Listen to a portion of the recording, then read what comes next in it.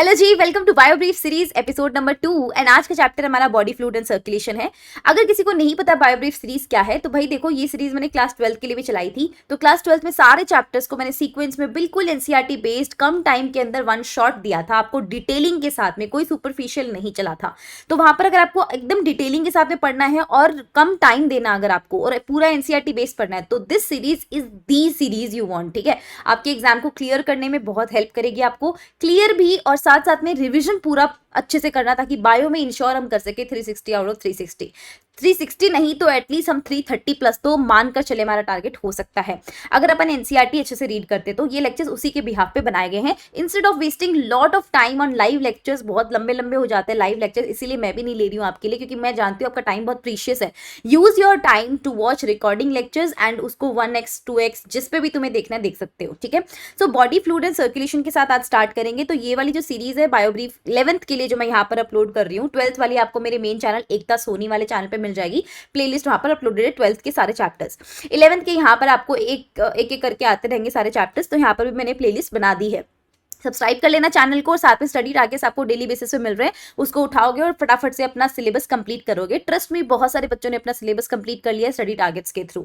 ठीक है, तो ये अपनी एनसीईआरटी प्लीज खोल कर बैठ जाइए मेरे साथ में, बॉडी फ्लूइड एंड सर्कुलेशन को अच्छे से करते हैं। और इस सीरीज में मैं आपको high weightage to low weightage chapters करवाऊंगी, सीक्वेंस में नहीं करा रही हूँ। इसीलिए इसके बाद वाला चैप्टर में, क्योंकि आप लोगों की भी डिमांड थी और एनिमल किंगडम है भी बहुत ज्यादा हाई वेटेज, तो मैं सोचती हूँ कि एनिमल किंगडम ही आपको कराऊं। अदरवाइज अगर आपको कोई और चैप्टर चाहिए तो प्लीज मुझे कॉमेंट में जरूर बताइएगा कि आपको कौन सा चैप्टर चाहिए। ठीक है, स्टार्ट करते हैं बॉडी फ्लूइड एंड सर्कुलेशन के साथ में। देखो, मैंने ना इसके नोट्स बनाए हैं, मेरे हाथों से ही नोट्स बनाए, बिल्कुल एनसीईआरटी बेस्ड ही नोट्स हैं। एनसीईआरटी की लाइन टू लाइन यहाँ पर कवर्ड है। ठीक है, साथ साथ मैं आपको एनसीईआरटी भी पढ़ाती रहूंगी। सबसे पहले स्टार्ट करते हैं कि देखो, इस पूरे चैप्टर में ना हमें 3 सेक्शंस में डिवाइड कर लेना है। ब्लड, ह्यूमन हार्ट के बारे में पढ़ेंगे, सर्कुलेशन कैसे चलता है, एंड हमारे हार्ट से रिलेटेड कौन सी बीमारियां हैं, जो कि हम ह्यूमन फिजियोलॉजी में पढ़ते ही हैं कि है ना, कौन सी बीमारियां हो सकती हैं। सबसे पहले अपन स्टार्ट करते कि भाई हम क्यों पढ़ रहे हैं ये चीज। देखो, हमारी बॉडी के अंदर जो है ना, किसी भी चीज को, हमने खाना खाया, अब खाना खाने के बाद में वो खाना पेट में चला गया, उसके बाद उसका डाइजेशन हो गया, सब कुछ हो गया। ठीक है, अब वो खाने से हमें एनर्जी मिल जाती है। क्यों मिल जाती है? क्योंकि जो न्यूट्रिएंट्स होते हैं हमारी पूरी बॉडी की सेल्स तक जाते हैं। अब वो न्यूट्रिएंट के कोई पैर तो लगे हुए नहीं कि वो चले जाएंगे, तो न्यूट्रिएंट को पहुंचाने के लिए जहां से डाइजेशन हुआ है वहां से, उस प्लेस से उठाकर अपनी बॉडी की सारी सेल्स तक पहुंचाने के लिए काम आता है एक व्हीकल जो हमारी बॉडी में चलता है। वो व्हीकल होता है ब्लड। ठीक है, तो मान लो यहाँ तुम्हारा खाना पड़ा है और यहाँ तुम्हारी बॉडी की सेल्स हैं। भाई बॉडी की सेल्स तो हर जगह ही होती है, हर जगह पहुंचाने के लिए हमारे पास में व्हीकल होता है, और इस न्यूट्रिएंट को पहुंचाने के लिए ब्लड काम में आता है। तो ब्लड हमारा सबसे बड़ा इंपॉर्टेंट व्हीकल है। ब्लड एक बहुत इंपॉर्टेंट मेजर हमारा फ्लूइड होता है। इसके अलावा एक और फ्लूइड होता है जिसको लिम्फ कहते हैं, उसके बारे में भी बात करेंगे। तो 2 तरीके के फ्लूइड होते हैं जिसके बारे में हम बात करते हैं। तो यही है, और साथ साथ में देखो, न्यूट्रिएंट्स तो मिल गए। न्यूट्रिएंट मिलने के बाद में जो वेस्टेज हमारी सेल्स बनाएंगी, है ना, सेल्स को खाना मिला, खाना मिलने के बाद में सेल्स क्या करती हैं, CO2 प्रोड्यूस करती हैं और वेस्टेज बना रही होती, तो उस वेस्टेज को भी तो बॉडी से बाहर फेंकना पड़ता है। तो उस वेस्टेज को बॉडी से बाहर फेंकने के लिए भी हमें ब्लड बहुत ज़्यादा हेल्पफुल होता है, इसलिए हम ब्लड के बारे में पढ़ रहे हैं। तो इस पूरे चैप्टर में हम ब्लड के बारे में पढ़ते हैं, और ये ब्लड कौन पंप करता है उसके बारे में पढ़ते हैं, हार्ट के बारे में। और अगर हार्ट को कोई दिक्कत हो जाए तो कौन सी बीमारी हो जाएगी, बस ये पढ़ते हैं। इतना सिंपल सा है। तो यही लाइन यहाँ पर लिखी गई है। और आपको पता है ह्यूमन फिजियोलॉजी जब भी हम पढ़ते हैं तो कोई भी चैप्टर आप पढ़ लो, हर एक चैप्टर के अंदर आपको एनिमल किंगडम जरा सा जरूर आएगा। मतलब कि आपको लोअर क्लास ऑर्गेनिज्म के बारे में जरूर पढ़ना पड़ेगा कि अगर ये सिस्टम हमारी बॉडी में ऐसा है, कॉम्प्लेक्स है, तो लोअर क्लास में कैसा होता है। मतलब जो न्यूट्रिएंट्स का ट्रांसपोर्ट हो रहा है, जो वेस्टेज निकल रहा है बाहर ब्लड की थ्रू हमारी बॉडी में निकल रहा है, तो बाकी जो लोअर क्लास ऑर्गेनिजम्स होते हैं उनमें कैसे निकलता है। तो यहाँ पर लिख रखा है कि सिंपल ऑर्गेनिज्म जैसे कि स्पॉन्जेस होते हैं, सिलेंट्रेट्स होते हैं, उनके अंदर क्योंकि ब्लड जैसी कोई चीज नहीं होती, तो उनमें वाटर ही ये काम कर देता है। वाटर के थ्रू ही एक्चुअली उनकी बॉडी के अंदर, मतलब वाटर के थ्रू ही जो चीजें होती है, वेस्टेज होता है वो बाहर निकल जाता है, वाटर के थ्रू ही उनको न्यूट्रिएंट्स मिल जाते हैं। तो उनमें एक वाटर वाला सिस्टम लग रहा होता है, जो हम एनिमल किंगडम में अच्छे से पढ़ेंगे। ठीक है, तो ये वाटर जो इनको हेल्प कर रहा होता है बॉडी कैविटीज के थ्रू, उनसे मतलब जितने भी जो वेस्ट मटेरियल होता है उसको बाहर फेंकने में और न्यूट्रिएंट को पूरी बॉडी में सर्कुलेट करने के अंदर हेल्प कर रहा होता है। नाउ ब्लड जो होता है that is the most commonly used body fluid from the most of the higher organisms including humans. For this purpose हम ब्लड को यूज करते हैं, ऑल्सो लिम्फ को भी हम यूज करते हैं कुछ सर्टेन सब्सटेंसेस के लिए, not for the all substances. ठीक है, तो ये बात तो हमारी क्लियर हो गई। अब बात करते हैं ब्लड के बारे में। ब्लड क्या है? ठीक है, देखो ब्लड ना एक कनेक्टिव टिश्यू होता है, पूरी बॉडी को उसने कनेक्ट करके रखा हुआ है, ठीक है। आपकी सर की सेल सर मतलब ब्रेन है आपका, उसको भी ब्लड चाहिए है, वहाँ ब्लड की कमी हो गई या ऑक्सीजन अच्छे से नहीं पहुंची तो काम गड़बड़ हो जाएगा। आपकी मतलब आपकी बॉडी में कौन सा ऐसा ऑर्गन जिसको ब्लड नहीं चाहिए? ब्लड चाहिए। क्यों? क्योंकि ब्लड के अंदर न्यूट्रिएंट्स आ रहे हैं, ब्लड में ऑक्सीजन आ रहा है। आपने पढ़ा है लास्ट वाले चैप्टर में हमने पढ़ा है हीमोग्लोबिन के साथ ऑक्सीजन ट्रैवल करता है, और हीमोग्लोबिन एक ऐसी चीज है जो CO2 को भी बांध कर लेकर जाता है। भाई CO2 को बॉडी से बाहर फेंकने में कितनी हेल्प कर रहा है। तो blood is very very important और एक कनेक्टिव टिश्यू होता है। कनेक्टिव टिश्यू ऐसे टिश्यूज होते हैं, जब आप टिश्यू वाला चैप्टर पढ़ेंगे तो उसमें आपको बताया जाता है, सिंपल टिश्यूज आते हैं, कनेक्टिव टिश्यूज भी वहां पर आते हैं। तो कनेक्टिव टिश्यूज ऐसे टिश्यूज होते हैं जिसमें फाइबर्स प्रेजेंट होते हैं, वो उस चैप्टर में बताएंगे। लेकिन ब्लड एक ऐसा कनेक्टिव टिश्यू जिसमें कोई फाइबर नहीं होता है, ठीक है। तो यहां पर आपके पास में ब्लड के दो कंपोनेंट्स होते हैं major, plasma and blood corpuscles. Plasma हमारा 55% पार्ट बनाता है, ब्लड कार्पसेल्स 45% बनाता है। प्लाज्मा एक लिक्विड पार्ट होता है ब्लड का, और ब्लड कार्पसेल्स जो होते हैं वो सॉलिड पार्ट होते हैं। जैसे आपको पता है कि ब्लड रेड कलर का है और ब्लड लिक्विड है। लिक्विड क्यों है? क्योंकि उसमें प्लाज्मा प्रेजेंट है ना। और वो रेड कलर का क्यों है? क्योंकि उसमें कुछ ऐसी सेल्स प्रेजेंट है जो उसको रेड कलर प्रोवाइड कर रही है। उन सेल्स में वो पिगमेंट प्रेजेंट है जो उनको रेड कलर प्रोवाइड कर रहा है। वो सेल्स वाला पोर्शन किस में आता है? इसके अंदर आता है। तो सेल और एक लिक्विड, प्लाज्मा एंड ब्लड कार्पसेल्स, इनसे मिलकर हमारा ब्लड बना हुआ है। तो प्लाज्मा में फ्लूइड पार्ट होगा और ये पेल येलो कलर का होता है। ये विस्कस फ्लूइड होता है, स्ट्रॉ कलर्ड होता है, ये मैं आपको बताऊंगी। जस्ट एक ओवरव्यू ले लेते पहले, है ना। एंड ब्लड कार्पसेल्स में आपको पता है 3 प्रकार की हमारे पास में ब्लड सेल्स होती हैं, RBC, WBC, platelets. Red blood cell, white blood cells and platelets, ठीक है। इनको हम इरिथ्रोसाइट भी कहते हैं। साइट मतलब सेल, इरिथ्रो का मतलब होता है रेड, रेड कलर की सेल्स। साइट मतलब सेल, ल्यूको मतलब कलरलेस, कोई कलर नहीं होता WBC का, क्योंकि इसमें हीमोग्लोबिन प्रेजेंट नहीं होता है, ये तो बेसिक है, सबको पता है। थ्रोम्बोसाइट्स हमारे पास में प्लेटलेट्स को हम बोल रहे होते हैं। तो इन तीनों के अलग अलग नाम और आ गए। देन प्लाज्मा के बारे में बात करें तो प्लाज्मा ऑब्वियसली फाइबरलेस है, क्योंकि हमारा पूरा ब्लड ही क्या है, कनेक्टिव टिश्यू, लेकिन ऐसा कनेक्टिव टिश्यू जिसमें कोई फाइबर नहीं है। दैट मीन्स कि प्लाज्मा भी ब्लड का ही पार्ट है, तो उसमें भी कोई फाइबर नहीं होगा। ये स्ट्रॉ कलर का होता है एंड पेल येलो, जिसको हम बोल सकते हैं थोड़ा सा हल्का पीला कलर आपको दिखाई देगा। विस्कस फ्लूइड होता है, थोड़ा गाढ़ा होता है। साथ में इसके अंदर बहुत सारे मिनरल्स भी प्रेजेंट होते हैं, जैसे कि सोडियम हो गया, कैल्शियम हो गया, मैग्नीशियम मैग्नीशियम हो गया, अपने पास में बाइकार्बोनेट हो गया, क्लोराइड आयन हो गया, ग्लूकोज, एमिनो एसिड, लिपिड, बहुत सारी चीजें इसके अंदर प्रेजेंट होती हैं। साथ में ये लिक्विड क्यों है? Why it is a fluid, है ना। हम पूछ सकते हैं ब्लड हमारा लिक्विड फॉर्म में ही क्यों है, सॉलिड फॉर्म में कोई चीज क्यों नहीं है? वाई? क्योंकि इसमें प्लाज्मा एक तो 55% है, ऊपर से प्लाज्मा में भी सबसे ज्यादा कौन है? प्लाज्मा में भी भरा हुआ है पानी। 90 से 92% प्लाज्मा का कौन है? पानी है। उसके अलावा जो थोड़ी बहुत चीजें आ जाती है जिसमें प्रोटीन इंक्लूड हो जाता है, 6 से 8% प्रेजेंट होता है। ये छोटे छोटे जो मिनरल्स प्रेजेंट होते हैं, ये सब चीजें होती है, लेकिन ज्यादातर उसमें क्या है? पानी है। और इस वजह से क्या होता है, पानी होने की वजह से हमारा ब्लड क्या है, वो लिक्विड स्टेज में होता है, ना कि सॉलिड, ना कि गैस, ठीक है। तो ये चीज हो जाती है। प्रोटीन हमारे पास कौन कौन से होते हैं ये याद रखने हैं। 3 प्रकार के प्रोटीन होते हैं। AGF, ठीक है। हमारे पास में क्या होता है? AGF ऐसे ठीक है। तो एल्बुमिन हमारे पास हो गया, ग्लोबुलिन हो गया, फाइब्रिनोजन हो गया। एल्बुमिन जो होता है सबसे ज्यादा प्रेजेंट होता है प्लाज्मा में, प्रोटीन, ठीक है। और ग्लोबुलिन हो गया, फाइब्रिनोजन हो गया। एल्बुमिन जो होता है इसमें ये क्या, इसका क्या फंक्शन होता है? ये BCOP यानी कि ब्लड कोलॉइडल ऑस्मोटिक प्रेशर, है ना, उसके लिए रिस्पॉन्सिबल होता है। दैट मीन्स कि ये क्या करता है ना, जब हम किडनी वाला चैप्टर पढ़ेंगे, मतलब नेक्स्ट चैप्टर इसका जो आएगा, जब हम वो पढ़ेंगे उसके अंदर क्या होगा, उसमें बताया जाता है BCOP क्या होता है ना। वहां पर जब हम यूरिन का कॉन्सेंट्रेशन पढ़ रहे होंगे तब वहां पर आपको ये टर्म समझ में आएंगी, क्या फंक्शन होता है इसका। बेसिकली ये जो प्रोटीन होता है, अभी के लिए आप ये समझो कि वाटर को होल्ड करने के काम में आता है, वाटर को अपने आप से बांध के रखने में काम में आता है।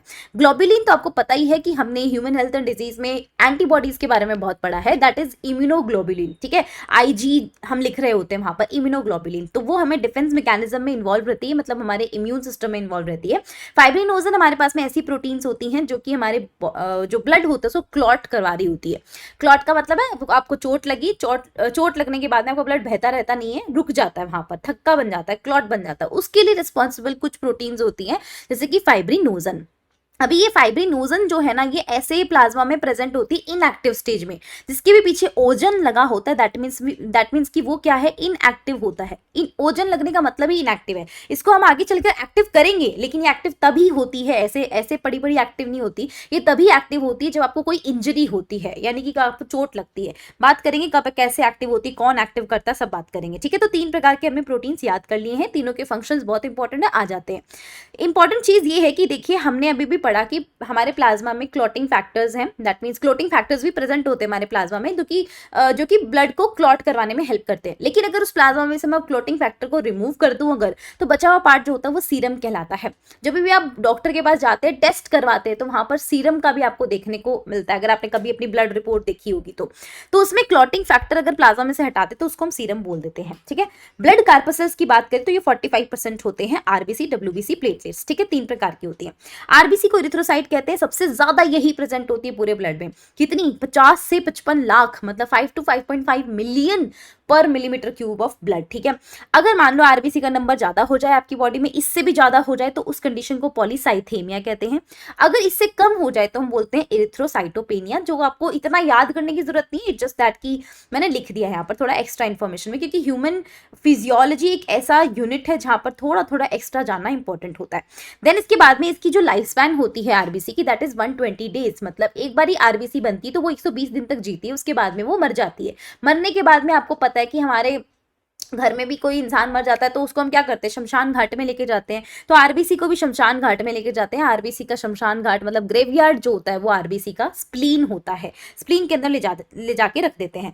Formed in red bone marrow. ठीक है, अभी कोई पूछे कि आरबीसी बन कहाँ रही है, तो आरबीसी बनती है रेड बोन मैरो के अंदर। कहाँ होते हैं ये बोन मैरो? जो आपकी बॉडी की लॉन्ग हड्डियां होती, लंबी लंबी हड्डियां होती ना, वहां पर प्रेजेंट होते हैं रेड बोन मैरो, वहां पर प्रेजेंट होता है। बोन मैरो एक्चुअली वहीं प्रेजेंट होता है। तो रेड बोन मैरो के अंदर आपके पास में क्या बन रही होती है? आरबीसी बन रही होती हैं एडल्ट्स के अंदर। ठीक है, बाकी इसके अंदर जब हम छोटे होते हैं उस कंडीशन में कहाँ बनती है वो भी अलग चीज है, लेकिन वो इतना पूछेंगे नहीं। एनसीईआरटी की लाइंस मैंने यहाँ इंक्लूड करी है, एक्स्ट्रा इसमें जाने की जरूरत नहीं है। तो रेड बोन मैरो के अंदर हमारी आरबीसी बन रही होती है। आरबीसी एक ऐसी चीज है जिसमें देखिए आपको पता है उसकी शेप कैसी होती है, बाइकॉनकेव होती है। ठीक है, बाइकॉनकेव का मतलब होता है, देखिए बाई मतलब दो, कॉनकेव का मतलब क्या होता है? आपने कॉनकेव लेंसेज के बारे में पढ़ा होगा, है ना। कॉनकेव लेंस अगर अपन बात करें तो ये वाला होता है कॉनकेव लेंस। ठीक है, अभी कॉनकेव का मतलब होता है, केव का मतलब क्या होता है? गुफा होता है ना। तो वो इस तरीके से दो साइड में गुफाएं बनी हुई हैं, इसलिए बाई कॉनकेव, इसका शेप ऐसा होता है। अब इसके अंदर ना न्यूक्लियस प्रेजेंट नहीं होता है। अगर इसमें न्यूक्लियस होता, जैसे कि हर सेल में होता है, तो अगर इसमें न्यूक्लियस होता तो अपनी जगह घेरता, और ये जगह देना नहीं चाहता है क्योंकि इसमें ज्यादा से ज्यादा हीमोग्लोबिन ये डालना चाहता है। भाई आरबीसी ये चाहता है कि मेरे अंदर बहुत सारा हीमोग्लोबिन हो, क्योंकि हीमोग्लोबिन ही अंत में जाकर ऑक्सीजन को ट्रैवल करवा रहा है, CO2 को ट्रैवल करवा रहा है। तो ज्यादा हीमोग्लोबिन होगा तो ज्यादा हम ऑक्सीजन को अपने ऊपर से बांध पाएंगे। तो इसलिए आरबीसी क्या करता है? आरबीसी इसके अंदर न्यूक्लियस नहीं होता। आरबीसी एक ऐसी सेल है जिसमें न्यूक्लियस नहीं होता है। जब वो मैच्योर होती है तो उसका न्यूक्लियस निकल जाता है, लेकिन जब वो इमेच्योर स्टेज में होती है ना, तब उसमें न्यूक्लियस होता है। तो आरबीसी जब बन रही होती है, मैच्योर नहीं इमेच्योर होती, जब वो बन रही होती है तब उसमें न्यूक्लियस होता है, लेकिन जब वो कंप्लीटली बन जाती है, मैच्योर हो जाती है, तो उसमें से न्यूक्लियस हट जाता है, क्योंकि उसको हीमोग्लोबिन के लिए ज्यादा स्पेस चाहिए होता है। तो मोस्ट ऑफ द मैमल्स में ये नहीं होता है, लेकिन कुछ कुछ मैमल्स होते हैं जिनमें न्यूक्लियस प्रेजेंट होता है, जैसे कि ऊंट और लामा। ठीक है, कैमल एंड लामा, उनमें होता है, तो उसको हमें अभी नहीं पढ़ना है। बाइकॉनकेव होता है। देन साथ में रेड कलर का पिगमेंट इसके अंदर प्रेजेंट होता है, haemoglobin, that is why RBCs are red blood cells. इसके अलावा हेल्दी ह्यूमंस जो होते हैं वो क्या होते हैं उनके, अगर आप 100 ml ब्लड लोगे अपना, अगर आप हेल्दी हो बढ़िया से, तो आपके 100 ml ब्लड में कितना हीमोग्लोबिन मिलता है? 12 से 16 gram. It is a range. ठीक है, जनरली ये फीमेल्स में कम होता है और मेल्स में थोड़ा ज्यादा होता है, क्योंकि फीमेल्स में ब्लड जो होता है वो थोड़ा मतलब हीमोग्लोबिन जो होता है उसका अमाउंट थोड़ा कम आता है। ठीक है, और हीमोग्लोबिन क्या करता है? ट्रांसपोर्ट ऑफ गैसेस, ये हमको पता ही है। नेक्स्ट आता है डब्ल्यूबीसी, जो कि ल्यूकोसाइट्स जिनको हम बोलते हैं। ये कलरलेस होती है। अगर आप डब्ल्यूबीसी का नंबर आपके अंदर बढ़ा दोगे तो उस कंडीशन को हम बोलते हैं ब्लड कैंसर, जिसको हम ल्यूकेमिया भी बोल रहे होते हैं। ये कलरलेस होता है क्योंकि इसके अंदर हीमोग्लोबिन जैसा कोई पिगमेंट प्रेजेंट नहीं है, रेड कलर पिगमेंट नहीं है। ये न्यूक्लिएटेड होता है क्योंकि इसको कोई भी हीमोग्लोबिन को अपने अंदर रखना नहीं है, इसको कोई भी गैस का ट्रांसपोर्ट नहीं करना है। ये एक न्यूक्लियस इसके अंदर प्रेजेंट होते हैं। 6000 से 8000 होती है। सोचिए वहां पर वो कितनी थी? 50 से 55 लाख, 5 से 5.5 मिलियन, है ना। और ये क्या है? 6000 से 8000, बहुत कम होती है डब्ल्यूबीसीज, एंड ये शॉर्ट लिव्ड होती है। वो 120 दिन जीती है और ये 10 से 12 दिन के अंदर ही अपना काम खत्म कर लेती है। ठीक है, तो डब्ल्यूबीसीज का शॉर्ट लिव्ड होती है। इसके साथ में डब्ल्यूबीसीज जो होती हैं, इसकी बात करें तो दो प्रकार की मेजर कैटेगरीज है। कंप्लीटली एनसीईआरटी बेस बता रही हूँ मैं, एनसीईआरटी में जो लिखा है, ठीक है, और वही इंपॉर्टेंट है। डब्ल्यूबीसी ग्रैन्युलोसाइट और ए ग्रैन्युलोसाइट दो प्रकार की होती है। अगर आप डब्ल्यूबीसी देखने जाओगे तो जिसके अंदर ये आपको ग्रेन्यूल जैसी स्ट्रक्चर दिखाई दे तो वो होती ग्रेन्यूलोसाइट। साइट का मतलब होता है सेल, ग्रेन्यूलो का मतलब ग्रेन्यूल्स, दानेदार स्ट्रक्चर प्रेजेंट होती है तो granulocyte. A granulocyte, A for absent होता है, ग्रेन्यूलोसाइट मतलब ऐसी सेल जिनके अंदर ग्रेन्यूल्स प्रेजेंट नहीं है, ए ग्रेन्यूलोसाइट। तो अगर आप ये वाली सेल देखेंगे ए ग्रेन्यूलोसाइट, इसमें कोई भी मैंने ग्रेन्यूल्स अंदर नहीं बनाए हैं। ग्रेन्यूलोसाइट को याद करने के लिए आपको याद रखना है कि भाई देखो 5 प्रकार की WBC, वैसे मेजरली तो 2 कैटेगरीज ही हैं, लेकिन अगर आप इनके अंदर और जाओगे तो टोटल हमारे पास में 5 प्रकार की WBCs प्रेजेंट है। अब इन पांचों को हमने इन दोनों कैटेगरीज में डिवाइड करके रखा है। अगर आप देखोगे बेसोफिल, इओसिनोफिल एंड न्यूट्रोफिल, 3 जो है वो ग्रेन्युलोसाइट्स होती हैं। एक ग्रेन्युलोसाइट में आपके पास आ जाता है मोनोसाइट एंड लिम्फोसाइट। इसको याद करने के लिए मेरे पास एक ट्रिक होती है जिससे मैं याद रखती हूँ, ऐसे याद रखो, बेंजी बेन 10 आता था ना पहले बचपन में, वो बेंजी याद रखो बेन 10 की बजाय, ठीक है। तो बेंजी में क्या होता है, B for basophil, E for eosinophil, N for neutrophil, G for granulocytes. तो ये जो 3 होती है वो तो ग्रेन्युलोसाइट्स में आती हैं। बाकी जो आपके पास में होते हैं वो क्या आते हैं, इसमें आते हैं ए ग्रेन्युलोसाइट में। इसको भी याद रख सकते हो आप MLA करके, है ना, MLA करके भी आप याद रख सकते हो उसको, ठीक है। बेसोफिल्स जो होती हैं इनका अमाउंट 0.5 से 1% होता है, काफी ज्यादा कम होती है, एक्चुअली सबसे कम होती है ये, ठीक है। अब इन पांचों के अंदर से मैं एक्चुअली आपको बताऊं तो सबसे ज्यादा कौन होती है, सबसे ज्यादा होती है न्यूट्रोफिल्स, उसके बाद होती है लिम्फोसाइट्स, उसके बाद होती है मोनोसाइट, उसके बाद होती है एसिडोफिल जिसको हम इओसिनोफिल भी बोलते हैं, और सबसे लास्ट में होती है बेसोफिल। तो अगर आप अमाउंट की बात करेंगे तो सबसे कम बेसोफिल और सबसे ज्यादा न्यूट्रोफिल होती हैं WBCs के अंदर। इसको याद कैसे करना है, इस पूरे ऑर्डर को, Newton's law of motion AB, है ना। न्यूटन लॉ ऑफ मोशन जो है आप याद रखो कि न्यूटन के लॉ ऑफ मोशन है वो A भी है और B भी है, मतलब 2 लॉ ऑफ मोशन, वैसे 3 होते हैं बट ऐसे याद रखो 2 है उसके लॉ ऑफ मोशन, एक A है एक B है। Newton law of motion AB ऐसे याद रखो, मैं तो ऐसे याद रखती हूँ इसलिए मैं बता रही हूँ, ठीक है, इसी ऑर्डर के अंदर। अब बेसोफिल की बात करें तो सबसे कम होती है, क्या करती है ये, हिस्टामिन, सेरोटोनिन, हेपेरिन जैसे सब्सटेंसेस सिक्रीट करती हैं और साथ साथ में इन्फ्लेमेटरी रिएक्शन में ये इन्वॉल्व होती है, ठीक है। इसके अलावा अपने पास में इओसिनोफिल आता है। इओसिनोफिल जो होती हैं जैसे कि इनको एसिडोफिल्स भी बोलते हैं, ये कितना परसेंटेज होता है, 2 से 3% होता है, सब कुछ NCERT में लिखा हुआ है। ये जो होती हैं मैंने आपको बताया हुआ, ई for eosinophil, E for Ekta. Ma'am मेरा नाम एकता है और मेरे को एलर्जी है, ठीक है, एलर्जी है, तो ऐसे याद रखो कि मेरे को एलर्जी है तो इसके लिए कौन सी हमारे WBCs रिस्पॉन्सिबल होती है, इओसिनोफिल रिस्पॉन्सिबल होती है, ये एसोसिएटेड होती है एलर्जी के साथ में, ठीक है। तो ये क्या करती है, इन्फेक्शंस को रेजिस्ट करती है। देखो WBCs को ना हमारी बॉडी का पुलिसमैन भी कहा जाता है कि कोई भी पैथोजन आएगा WBC सबसे पहले भागेगी और उससे हमारी सुरक्षा करेगी। अब उन सारी WBCs में कौन सी WBC जो हमारी एक्चुअली में सुरक्षा कर पाती है, पैथोजन को खा पाती है, पैथोजन को खा के निगल जाएगी या फिर पैथोजन को खत्म कर देगी, उनमें आती है न्यूट्रोफिल जो मोस्ट अबंडेंट होती है, 60 to 65% होता है, और मोनोसाइट भी हमारे पास में 6 से 8% होती है, वो थोड़ी सी कम होती है। ये सबसे ज्यादा अमाउंट में सबसे ज्यादा होती है और इनका साइज बड़ा होता है। मोनोसाइट लार्जेस्ट है, न्यूट्रोफिल मोस्ट अबंडेंट है, नंबर में ज्यादा है और ये साइज में ज्यादा है। दोनों जो होती है हमारी फेगोसाइटिक प्रॉपर्टी शो करती है। फेगोसाइटिक का मतलब होता है कि कोई भी पैथोजन आएगा उसको इंगल्फ कर जाएगी, निगल जाएगी, ठीक है। तो फेगो का मतलब ही होता है खाना, फेगोसाइटिक किसी पर्टिकुलर ऑर्गेनिज्म को ये खा जाती है, ऐसी सेल्स होती हैं, ठीक है। ये क्या करती है, फॉरेन ऑर्गेनिज्म को डिस्ट्रॉय कर जाती है जो भी बॉडी में एंटर करता है। इसके बाद में लास्ट हमारे पास आता है लिम्फोसाइट, जो कि आपको पता है ह्यूमन हेल्थ एंड डिजीज में हमने पूरा इम्यून सिस्टम पढ़ा, वहां पर बी लिम्फोसाइट, टी लिम्फोसाइट यही करते रहते हैं। तो वो दोनों जो लिम्फोसाइट्स होती है वो इम्यून रिस्पॉन्स के लिए रिस्पॉन्सिबल होती हैं, जो कि जिनका परसेंटेज होता है 20 से 25%, ठीक है। तो ये हमारा परसेंटेज हो गया, पूरा का पूरा आपको याद रखना है, ठीक है, कौन क्या करता है। ये आपका NCERT का डायग्राम है। सबसे पहले आप RBC देखेंगे, यहाँ पर गोल भी दिखा रखी है, तो RBC बाइकॉनकेव भी होती है और आपको सर्कुलर फॉर्म में भी दिखाई देगी। प्लेटलेट्स हम पढ़ेंगे भी क्या होता है। इओसिनोफिल आप देख पा रहे हैं, इओसिनोफिल का न्यूक्लियस अगर आप देखोगे तो यहाँ पर आपको दिखाई दे रहा है बाइलोब्ड न्यूक्लियस है ना। बेसोफिल आपको नॉर्मली यहाँ पर दिखा रखा है, इसमें ग्रेन्यूल्स प्रेजेंट आपको दिखाई दे रहा है। न्यूट्रोफिल जो होगा वो आपके पास में इस तरीके की होती है ना। न्यूट्रोफिल्स जो होते हैं वो 60 से 65% होते हैं। PMNL अगर आपने पढ़ा ह्यूमन हेल्थ एंड डिजीज में, पॉलीमॉर्फो न्यूक्लियर लिम्फोसाइट्स, ठीक है। तो इसके अंदर हमारे पास में ये जो होती हैं वो कौन होती है, न्यूट्रोफिल्स होती है। PMNL क्या है, न्यूट्रोफिल्स ही तो है। मोनोसाइट की अगर आप बात करेंगे तो ये भी क्या होती है, साइज में देखो कितनी बड़ी है ये, इसलिए ये पैथोजन को मतलब इनगल्फ करने के लिए काम में आती है। फेगोसाइटिक प्रॉपर्टी दोनों की दोनों शो करती हैं। और ये BOT लिम्फोसाइट्स हैं और दोनों क्या करती हैं, आपको इम्यून रिस्पॉन्स के लिए रिस्पॉन्सिबल होती है। इसके साथ साथ में प्लेटलेट्स की बात करें तो प्लेटलेट्स को हम थ्रोम्बोसाइट्स भी कहते हैं। और ये बेसिकली क्या होती है, मेगा कैरियोसाइट एक बड़ी बड़ी सेल्स होती है हमारे पास में, ठीक है, स्पेशल सेल्स होती हैं जो बोन मैरो में ही होती हैं। देखो जितनी भी ब्लड कार्पसेल्स होती है ना, जितनी भी ब्लड की सेल्स, आरबीसी, डब्ल्यूबीसी, प्लेटलेट्स, इनको बना कहाँ रहे हैं हम, कहाँ बन रही हैं, बोन मैरो में ही बनती हैं। तो ये स्पेशल सेल्स होती है बोन मैरो की जो बड़ी बड़ी होती है, मेगा कैरियोसाइट। नाम में देखो, मेगा मतलब बड़ा, कैरियो मतलब न्यूक्लियस, साइट मतलब सेल्स, एक ऐसी सेल जिसका न्यूक्लियस काफी बड़ा है। तो उस सेल के हम टुकड़े टुकड़े कर दें तो वो जो टुकड़े टुकड़े होते हैं, उन छोटे छोटे टुकड़ों को हम बोलते हैं प्लेटलेट्स, ठीक है। तो ये प्लेटलेट्स, लेट्स का मतलब ही होता है टुकड़े, ठीक है। तो वो टुकड़ों को हम क्या बोल देते हैं, प्लेटलेट्स। इनका नंबर कितना होता है, 1.5 लाख से 3.5 लाख, ठीक है। ये हमारे पास में नंबर होता है। और आपको पता ही है कि प्लेटलेट्स का नंबर गिर जाता है कौन सी बीमारी में, मुझे कमेंट्स करके बताएंगे अभी के अभी। बहुत ज्यादा मतलब जनरली लोगों को हो जाती है, मुझे भी हो गई थी थोड़ा टाइम पहले, है ना। और ये किसमें इन्वॉल्व रहती है, हमारे कोगुलेशन के अंदर या क्लॉटिंग ऑफ ब्लड के लिए रिस्पॉन्सिबल होती है।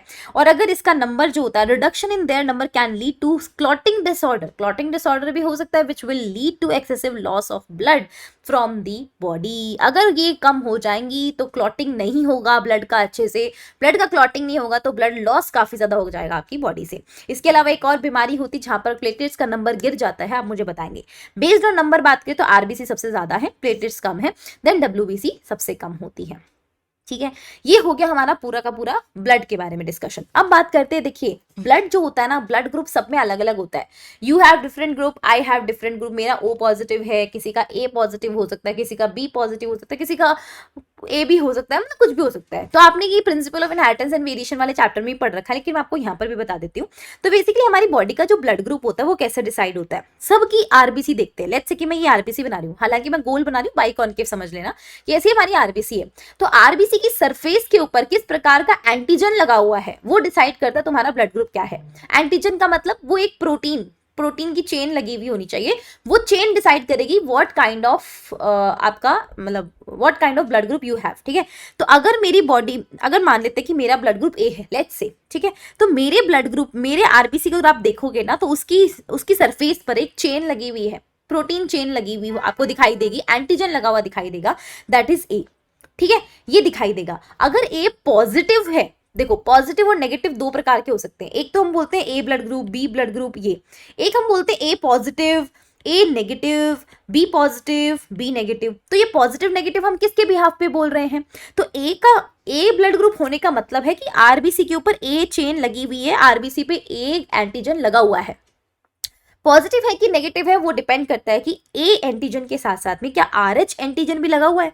अभी आरएच एंटीजन क्या होता है, ये भी एक टाइप का एंटीजन है जो कि रीसस बंदर से आया हुआ है, मतलब आरएच फॉर रीसस, ठीक है, ये वहां से आया हुआ है, ये रीसस मंकी को ही डिनोट कर रहा होता है यहाँ पर। अगर आपके पास में ये वाली चेन भी है, ये वाला एंटीजन भी है, that means you are A positive, you have Rh, इसलिए पॉजिटिव हो। अगर आपके पास में ये नहीं है, ओनली ए है, that means you are A negative, ठीक है। तो हमारे पास में इस तरीके से बी पॉजिटिव बी नेगेटिव भी हो सकता है, इस तरीके से, ठीक है। तो अभी हमारे पास में लेट्स से कि मेरा ब्लड ग्रुप जैसे कि ओ है, तो क्या मेरे आरबीसी के ऊपर आपको कोई एंटीजन दिखाई देगा, नहीं। आरबीसी के ऊपर एंटीजन आपका ब्लड ग्रुप डिसाइड करता है। ए ब्लड ग्रुप वाले के पास में A antigen, B blood group वाले के पास B antigen, A B blood group वाले के पास में ए और बी दोनों एंटीजन। पर मेरे ब्लड ग्रुप जिसमें ओ है, ओ फॉर जीरो, अंडा, कुछ भी नहीं है, आरबीसी के ऊपर कोई एंटीजन नहीं होता। बस आप एंटीजन याद रख के चलो, एंटीबॉडी आपको ऑटोमेटिकली आ जाएगी। अब एंटीजन अगर मेरा ए है तो उसी का एंटीबॉडी जो प्लाज्मा में प्रेजेंट होगा, प्लाज्मा का है, ब्लड में ही है ना, तो ये ब्लड के अंदर मेरी आरबीसी है और इसके बाहर क्या है, मेरा प्लाज्मा। तो प्लाज्मा के अंदर एंटीबॉडी प्रेजेंट होती है, कौन सी, क्या होती है एंटीबॉडी, एंटीजन की जस्ट उल्टी। अगर एंटीजन ए है तो एंटीबॉडी बी होगी, ठीक है, मैं स्मॉल बी से शो कर रही हूँ ताकि आपको डिफरेंस दिखाई दे वहां पर। एंड अगर मेरा ब्लड ग्रुप बी है, दैट मीन्स कि मेरे अंदर एंटीजन बी है आरबीसी के ऊपर, तो मेरी एंटीबॉडी क्या होगी, उल्टी उसकी ए होगी, ये प्लाज्मा में होती है। तो एंटीजन हमेशा आरबीसी की सरफेस पे होता है, एंटीबॉडी हमेशा प्लाज्मा में प्रेजेंट होती है। इतनी बात समझ में आ गई हमको। अब हम बात करते हैं कि देखो ये पूरी टेबल दे रखी है, ए ब्लड ग्रुप वाले के पास में एंटीजन ए होगा आरबीसी के ऊपर, एंटीबॉडी क्या होगी उसकी उल्टी, ए अगर है तो बी एंटीबॉडी, एंटी बी हमने यहाँ पर डिनोट कर रखा है। डोनर ग्रुप, इसको कौन कौन ब्लड दे सकता है, कौन किससे ब्लड दे, कौन किसको ब्लड दे सकता है, कौन किससे ले सकता है। अगर हमने ब्लड ग्रुप मैच नहीं करा और ऐसे ही हमने किसी को ब्लड ट्रांसफर कर दिया तो क्या हो जाएगा, इसके बारे में बात करेंगे। सबसे पहले ये टेबल देख लेते हैं। बी के पास है बी एंटीजन, उसकी एंटीबॉडी ए हो जाएगी हमारे पास में। ए बी के पास में ए और बी दोनों एंटीजन होंगे, और जिसके पास दोनों एंटीजन होते हैं उसके लिए कोई एंटीबॉडी नहीं होती है, ऐसा याद रखो। दोनों अगर तुमको दे रखा, भाई तुमको हमने दोनों एंटीजन दे दिया, अब तुम काय की एंटीबॉडी मांग रहे हो, तुम्हारे पास कोई एंटीबॉडी नहीं होती। और ओ वाला जो बेचारा है उसके पास में, बेचारे के पास कोई एंटीजन नहीं है, और अगर एंटीजन नहीं है तो बेचारे को एंटीबॉडी तो देनी बनती है, तो इसलिए हमने एंटीबॉडी उसको दोनों दे दी। ठीक है, तो इसके पास दोनों थे इसलिए इसको एंटीबॉडी में कुछ नहीं मिला, इसके पास एंटीजन में कुछ नहीं था इसलिए एंटीबॉडी में दोनों मिल गए, ऐसा होता है। ठीक है, अब डोनर कौन है, देखो क्या होता है कि आपको पता होगा कि हमें कभी भी ब्लड का ट्रांसफर करना होता है तो हम क्या करते हैं, ब्लड ट्रांसफ्यूजन जब भी डॉक्टर करते हैं तो वो ब्लड ग्रुप टेस्ट करके करते हैं। आपका ब्लड ग्रुप, और लेट्स से कि आप तुम्हारा ब्लड ग्रुप ए है, ठीक है, तुम्हें ब्लड की रिक्वायरमेंट है, और अभी तुम्हें ब्लड जो होगा वो अगर बी ब्लड ग्रुप वाला कोई भी इंसान, ऐसे रैंडम बंदा आ गया, तुम्हारा फ्रेंड आ गया है ना, वो तुम्हारे लिए बहुत ज्यादा सेंसिटिव बन गया, ऐसे लग गया भाई मेरा तो दोस्त है, तेरा तू मेरा यार जिगरी है, मैं तो तेरे को ब्लड देना चाहता हूँ। ये कहता है डॉक्टर साहब मेरा ब्लड चढ़ा दो इसको, फिर डॉक्टर साहब भी क्या करते हैं, बिना चेक करे हुए ब्लड ऐसे चढ़ा देते हैं। तो क्या होगा तुम्हारी बॉडी में, क्या तुम्हारी बॉडी उसे एक्सेप्ट कर पाएगी, नहीं। तुम्हारी बॉडी में ऑलरेडी एक ग्रुप दौड़ रहा था, ए ब्लड ग्रुप, अब उसको तुम अचानक से बोल रहे हो कि अच्छा ए नहीं तुम तो बी जुड़वाओ, आधे जगह तो ए रखो बी रखो, ऐसे मिक्स कर लो, ऐसे थोड़ी होता है। क्या होता है यहाँ पर एंटीजन एंटीबॉडी रिएक्शन हो जाती है, एंटीजन और एंटीबॉडी की रिएक्शन होती है, आपको सबको पता है ना। तो आपकी बॉडी के अंदर ऑलरेडी एक ए एंटीजन था, ए एंटीजन था, ठीक है, और जो हमारे पास में जो भी डोनर है उसका एंटीजन क्या है, बी एंटीजन है, क्योंकि उसका ब्लड ग्रुप बी है, तो जिसका जो ब्लड ग्रुप होता है उसके पास वही एंटीजन है। तो हमेशा हम डोनर का तो एंटीजन देखते हैं, डोनर का क्या देखते हैं, एंटीजन देखते हैं, एंड रिसिपिएंट जिसको ब्लड मिला है उसकी एंटीबॉडी देखते हैं। अगर ये दोनों मैच कर गए तो आपका ब्लड क्लॉट कर जाएगा अंदर।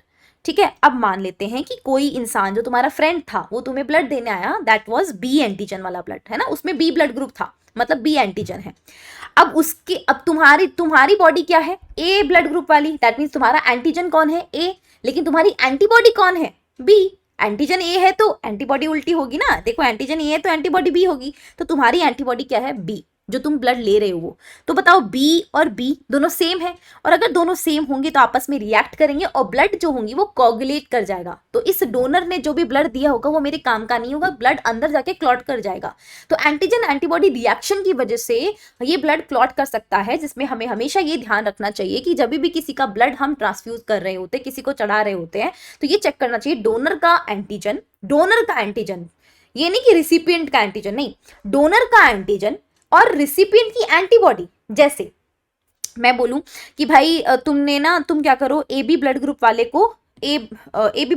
को तुम चलो ए वाला दे सकते हो, मतलब ए वाला ब्लड ग्रुप जो है वो चढ़ा सकता है। तो देखते कैसे चढ़ा सकता है। अब ए बी वाला है तो उसके पास में एंटीजन ए और बी दोनों है, बट एंटीबॉडी कोई सी भी नहीं है। ठीक है, तो ए बी ब्लड ग्रुप वाला है वो क्या है, रिसिपिएंट है। ठीक है, और अब इसको ब्लड चाहिए तो ए वाला आता है, वो कहता है भाई मैं ब्लड दे देता हूँ, तो ए वाला दे रहा है, दैट मीन्स डोनर है, तो उसका मैं क्या देखूंगी, एंटीजन, तो उसका एंटीजन क्या है, ए, और लेने वाले का एंटीबॉडी देखना है मुझे, रिसिपिएंट के पास एंटीबॉडी है क्या, नहीं। तो अगर एंटीबॉडी है ही नहीं तो रिएक्शन किस बात की, रिएक्शन ही नहीं है तो कोगुलेशन किस बात का, तो क्या वो ब्लड चढ़ा सकता है, यस, ए ब्लड ग्रुप वाला चढ़ा सकता है। सिमिलरली गोज विद, अगर बी वाला इंसान आए कि भाई मैं तो इसको ब्लड दूंगा, तो चढ़ा सकता है वो, क्योंकि उसका एंटीजन कौन है, डोनर का एंटीजन कौन है, बी, क्योंकि बी ब्लड ग्रुप वाला इंसान चढ़ा रहा है ब्लड, तो उसका एंटीजन बी है। और रिसिपिएंट की एंटीबॉडी, रिसिपिएंट के पास में क्या एंटीबॉडी है, नहीं, तो वो चढ़ा सकता है, यस। ओ ब्लड ग्रुप वाला आए वो चढ़ा सकता है, तो भाई ओ ब्लड ग्रुप वाला भी चढ़ा सकता है। दैट मीन्स हमारे पास में ए बी, और ए बी वाला तो खैर चढ़ा ही सकता है, सेम ब्लड ग्रुप तो अपने आप में कर ही सकते हैं। ठीक है, तो ए बी वाला ब्लड ग्रुप आप देख पा रहे हो सारे लोगों से ब्लड ले पा रहा है। ओ वाला ब्लड ग्रुप जो है वो किससे ले पाता है, सिर्फ और सिर्फ ओ से ले पा रहा है। लेकिन अगर आप देख रहे हो ओ ब्लड ग्रुप सबको ब्लड दे रहा है, ये ए वाले को भी ब्लड दे सकता है, ये बी वाले को भी दे सकता है, ये ए बी वाले को भी दे सकता है, और खुद को तो खैर दे ही सकता है। तो इस तरीके से ओ ब्लड ग्रुप जो होता है वो हमेशा और हमेशा क्या होता है, यूनिवर्सल डोनर है, वो सबको ब्लड दे सकता है। ओ ब्लड ग्रुप वाले से पूछना ही क्या, वो सबको दे सकता है। और ओ ब्लड ग्रुप वाले में भी कौन, ओ नेगेटिव सबको दे सकता है। लेकिन अगर आप रिसिपिएंट की बात करोगे तो जो सबसे ले सकता है that is A B blood group सबसे ले सकता है, क्योंकि उसके पास एंटीबॉडीज होती नहीं। अब ओ ब्लड ग्रुप वाला सबको दे क्यों सकता है, क्योंकि उसके पास में क्या होता है, एंटीजन होता नहीं उसके पास में, ठीक है। सबको दे सकता है वो एंटीजन, क्योंकि एंटीजन हो ही नहीं, एंटीजन ही नहीं है तो काहे की एंटीजन एंटीबॉडी रिएक्शन, है ना। कोई भी एक एब्सेंट हो गया, एंटीजन एब्सेंट हो गया, एंटीजन एंटीबॉडी एब्सेंट हो गई, तो ब्लड नहीं दे सकते हम। इस तरीके से काम कर रहा होता है हमारा ये पूरा प्रोसेस, है ना। तो ये हमारा एबीओ ब्लड ग्रुपिंग है, ये पूरा का पूरा एज इट इज यहीं पर लिखा गया है कि आरबीसी है, आरबीसी के अंदर ये प्लाज्मा हमारे पास में जो होती है एंटीबॉडी है। अच्छा ये यहाँ पर प्लाज्मा आ गया, सॉरी।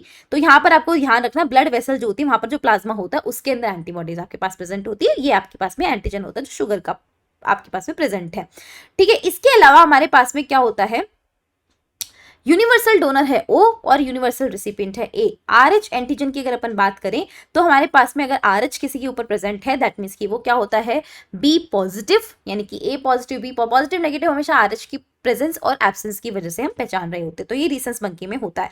आरएच इनकम्पैटिबिलिटी की अगर हम बात करें तो एक आरएच इनकम्पैटिबिलिटी नाम की एक बीमारी हो जाती है, मतलब एक केस है बेसिकली, इसको पढ़ते हैं। इसमें क्या होता है कि मान लो एक फीमेल है, वो प्रेग्नेंट हो गई है, अब उसको डिलीवरी करनी है। वो फीमेल का ब्लड ग्रुप था आरएच नेगेटिव, मतलब उसके पास आरएच एंटीजन नहीं है, और उसका जो पार्टनर था मेल उसके पास आरएच एंटीजन है, मतलब वो है आरएच पॉजिटिव। अब इस दुनिया के अंदर अगर आप देखेंगे 80% लोग क्या है, आरएच पॉजिटिव है ना। तो बहुत ज्यादा हाई चांसेस है कि इन दोनों कपल से जो बच्चा आएगा उसका ब्लड ग्रुप कैसा होगा, पॉजिटिव होगा, क्योंकि कॉमन यही चीज है, ठीक है। तो वो पॉजिटिव जो है वो आगे अपने पास में बच्चे के पास आ जाएगा। तो क्या है कि ये जो बेबी है उसके पास में आरएच पॉजिटिव आ गया, तो बेबी आरएच पॉजिटिव है, ठीक है। बेबी का ब्लड ग्रुप आरएच पॉजिटिव है, मदर आरएच नेगेटिव है। अब बच्चा और माँ 9 मंथ तक आपस में कनेक्शन में रहते हैं, किसके थ्रू, प्लेसेंटा के थ्रू।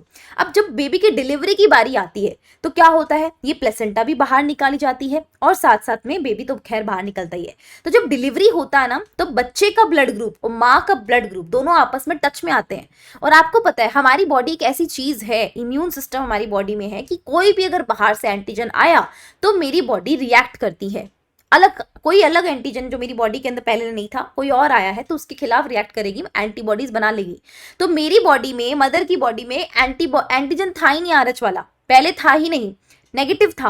अब बच्चा जैसे ही डिलीवर हुआ तो बच्चे की बॉडी में क्योंकि आरएच एंटीजन था, डिलीवर होने के टाइम पर, डिलीवरी के टाइम पर मेरा और बच्चे का जो ब्लड ग्रुप है वो आपस में कांटेक्ट में आ गया, तो उसका एंटीजन मेरे बॉडी के ब्लड के कांटेक्ट में आ गया। इस वजह से मेरा जो बॉडी होगा वो क्या क्रिएट करने लग जाएगा, एंटीबॉडीज क्रिएट करने लग जाएगा उसके खिलाफ।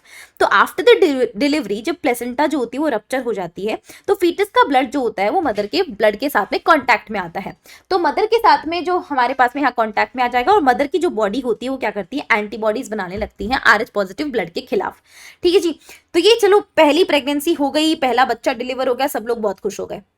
अब आती दूसरे बच्चे की बारी, वहां आएगी सबसे बड़ी प्रॉब्लम। अब ये मदर जो है ना, ये जो मदर है इसकी बॉडी में ऑलरेडी क्या बन चुकी है, एंटीबॉडीज बन चुकी हैं आरएच पॉजिटिव ब्लड के खिलाफ, ऑलरेडी एंटीबॉडीज बन चुकी है। ये बच्चे की डिलीवरी इजीली आराम से स्मूथली हो जाएगी, ठीक है। लेकिन अगर इस लेडी ने दूसरा बच्चा प्लान कर लिया और दूसरे बच्चे की प्रेगनेंसी इसमें लेट्स से कि आ गई और उसकी डिलीवरी होती है, तब आती है प्रॉब्लम।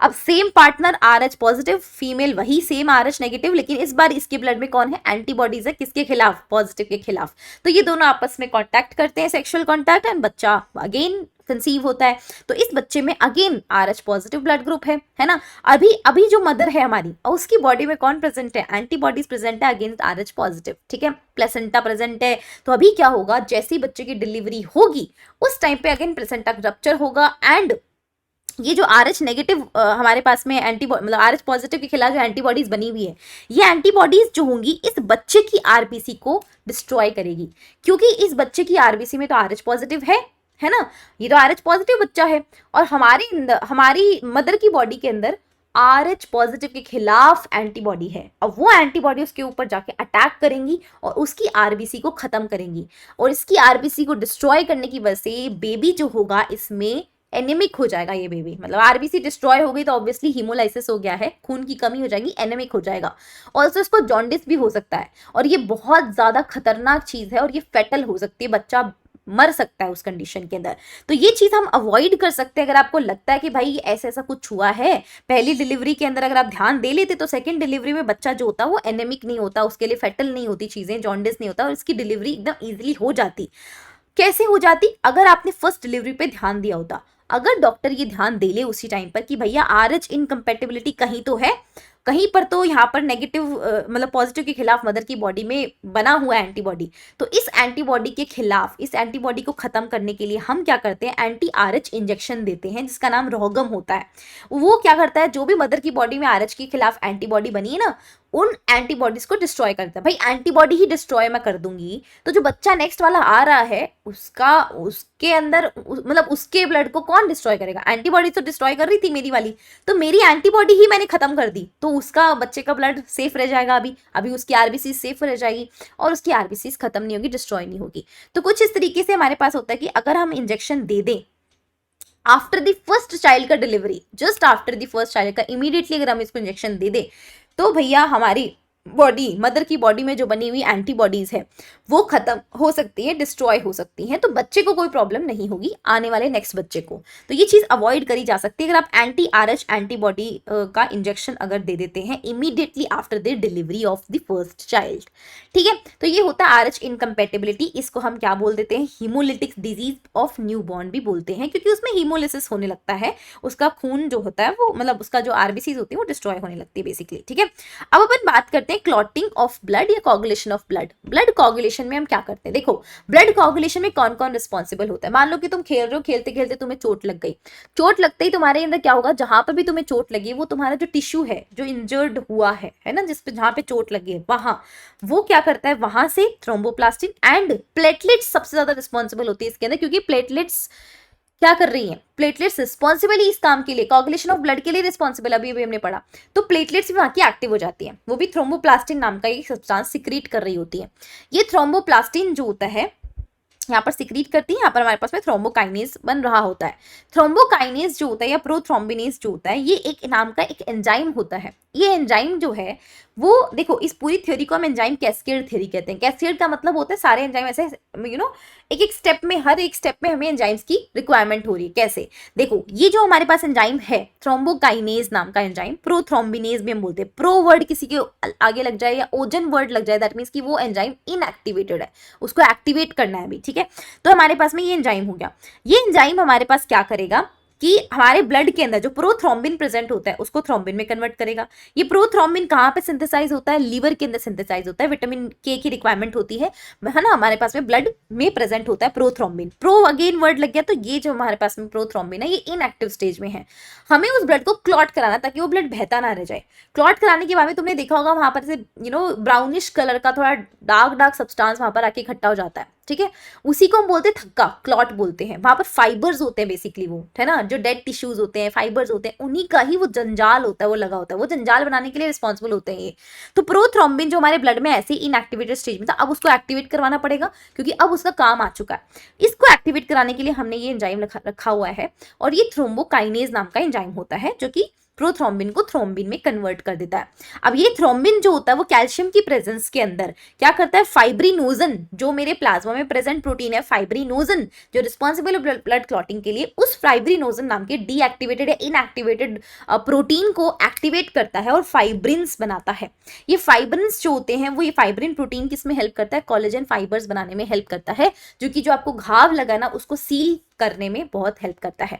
तो आपके पास में फाइब्रिनोजन को हमने फाइब्रिन में कन्वर्ट करा। फाइब्रिनोजन इनएक्टिवेटेड था, इसको एक्टिवेट करा हमने। किसने एक्टिवेट करा, थ्रोम्बिन ने एक्टिवेट करा। ये थ्रोम्बिन कहाँ से आया है, इस थ्रोम्बिन को भी हमने बनाया है कहाँ से, प्रोथ्रोम्बिन से बनाया है।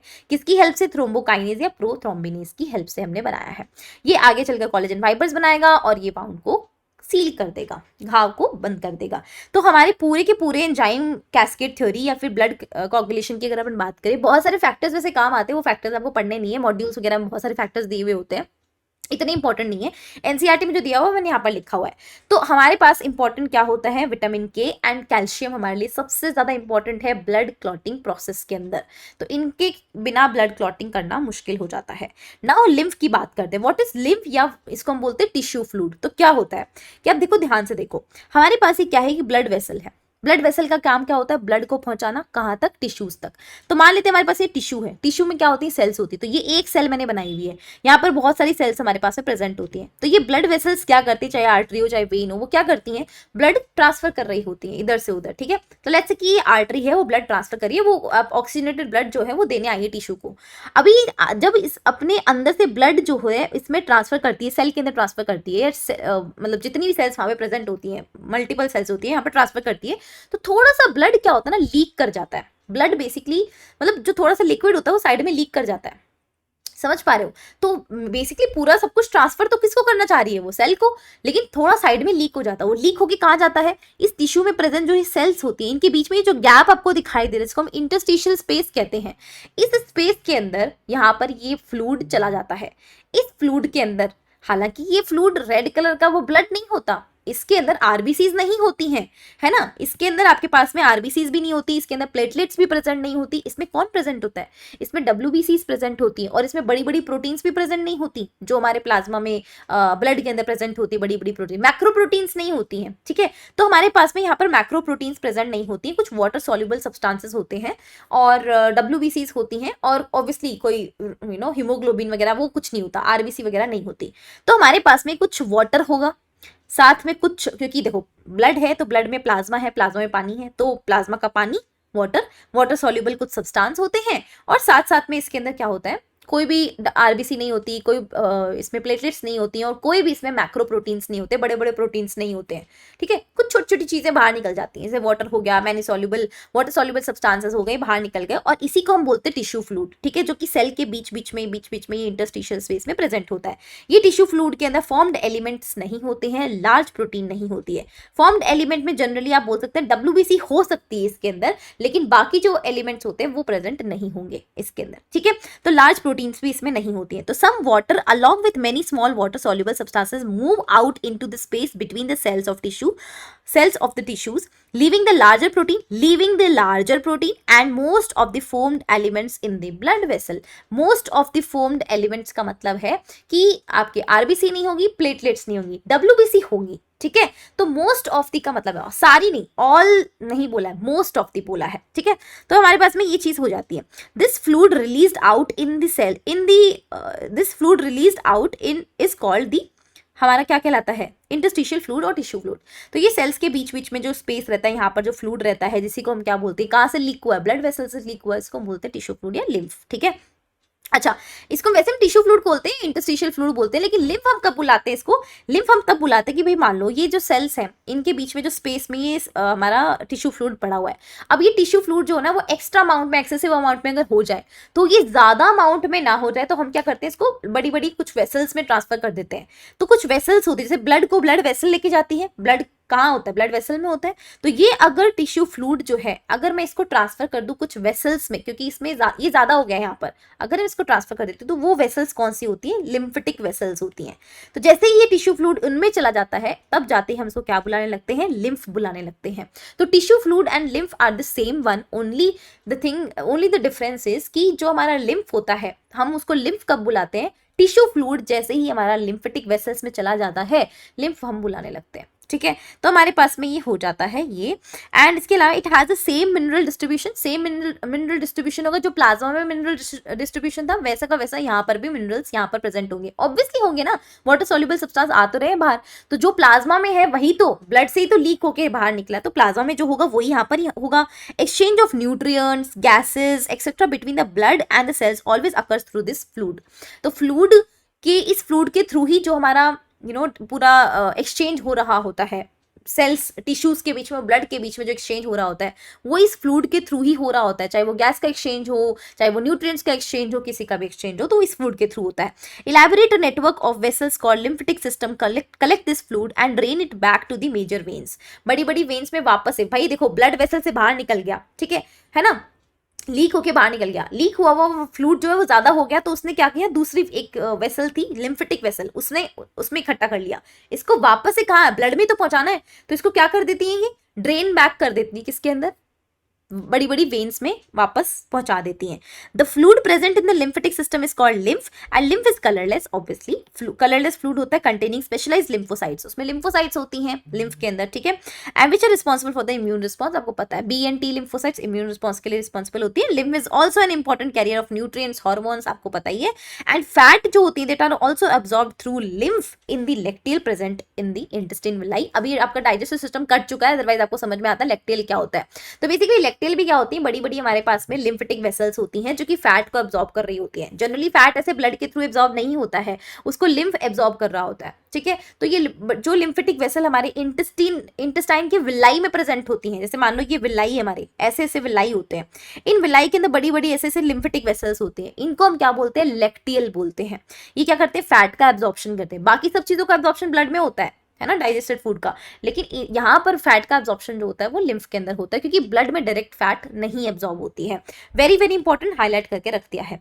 देन बात करते हैं सर्कुलेटरी सिस्टम की, दो प्रकार के होते हैं, open and close. Open circulatory system एक ऐसे होते हैं, जैसे मान लो तुम्हारे पास में यहाँ पर ये किस किस में होते हैं, आर्थ्रोपोड हो गया, मोलस्क हो गया, है ना, यहाँ पर ओपन स्पेस होता है कि आपका हार्ट है, उसने ब्लड पंप करा, तो ब्लड पंप होने के बाद में, ब्लड बाहर निकलने के बाद में, ऐसा नहीं कि ब्लड ऐसे मतलब ऐसे कोई नल नहीं है कि खोल दी और बस हाँ ब्लड बाहर आ गया, सब कुछ गीला हो गया, ऐसा नहीं होता है। ब्लड हमेशा और हमेशा खुले में नहीं बह रहा है, ब्लड हमारी बॉडी में एकदम से क्या है, अलग अलग डायमीटर्स की ब्लड वेसल्स में घूम रहा है ना, आर्टरी हो गई, वेन होगी, ब्लड वेसल्स में घूम रहा है हमारा ब्लड, ऐसे खुलेआम नहीं घूम रहा है हमारा ब्लड। तो बेसिकली यहाँ क्या है, ओपन वाले के अंदर क्या होता है कि आपने ऐसे नल चलाई और एकदम पानी ऐसे बाहर ऐसे बह रहा है और जितने भी टिश्यूज हैं, सेल्स हैं, सब उस ब्लड में डूबे पड़े हैं, ऐसा चल रहा है वहां पर, कोई ब्लड वेसल्स कैपिलरीज प्रेजेंट नहीं है वहां पर। तो यहाँ क्या होता है, ये आप देख पा रहे हो, यहाँ पर कोई भी कैपिलरीज आपस में जॉइंटेड नहीं है, किसी भी फॉर्म में इस तरीके से फ्लो नहीं हो रहा है। ये ओपन सिस्टम होता है, ओपन स्पेस और बॉडी कैविटी कॉल्ड साइनस, हम है ना। तो हमारा जो पूरा ब्लड जो होता है वो इस ओपन स्पेस के अंदर मतलब इस तरीके से फ्लो हो रहा होता है कि भाई सारे टिश्यूज होते हैं, सारे ब्लड सेल्स मतलब सारे टिश्यूज होते हैं, सारी सेल्स होती है, जो सब कुछ ब्लड के अंदर डूबा पड़ा रहता है। तो बॉडी कैविटी ओपन स्पेस, इसको हम साइनस बोल देते हैं। तो इस तरीके से हमारे पास में एक जो है ओपन सर्कुलेटरी सिस्टम होता है, इसमें कैपिलरीज एब्सेंट होती है। क्लोज के अंदर कैपिलरी हमारे पास प्रेजेंट होती है, जहां पर आप देखोगे, यहाँ पर ये आप देख पा रहे हो, जैसे आर्टरी होती है, वेन्स आर्टरी होती है हमारे पास में, ये आर्टरी लेट्स से, तो अभी आर्टरी एक ब्लड वेसल है ना। अब ये बड़ी ब्लड वेसल है, आगे चल के बहुत फाइन पतली पतली पतली पतली पतली इसकी ब्रांचेस निकलती हैं। ये ब्रांचेस ही आगे चलकर क्या कहलाती हैं, कैपिलरी कहलाती हैं। ये कैपिलरी का यहाँ पर जाल आपको दिखाई दे रहा है, तो ये होता है क्लोज सर्कुलेटरी सिस्टम। तो पूरा ब्लड हमारा ब्लड वेसल्स के अंदर बह रहा है, खुलेआम नहीं बह रहा।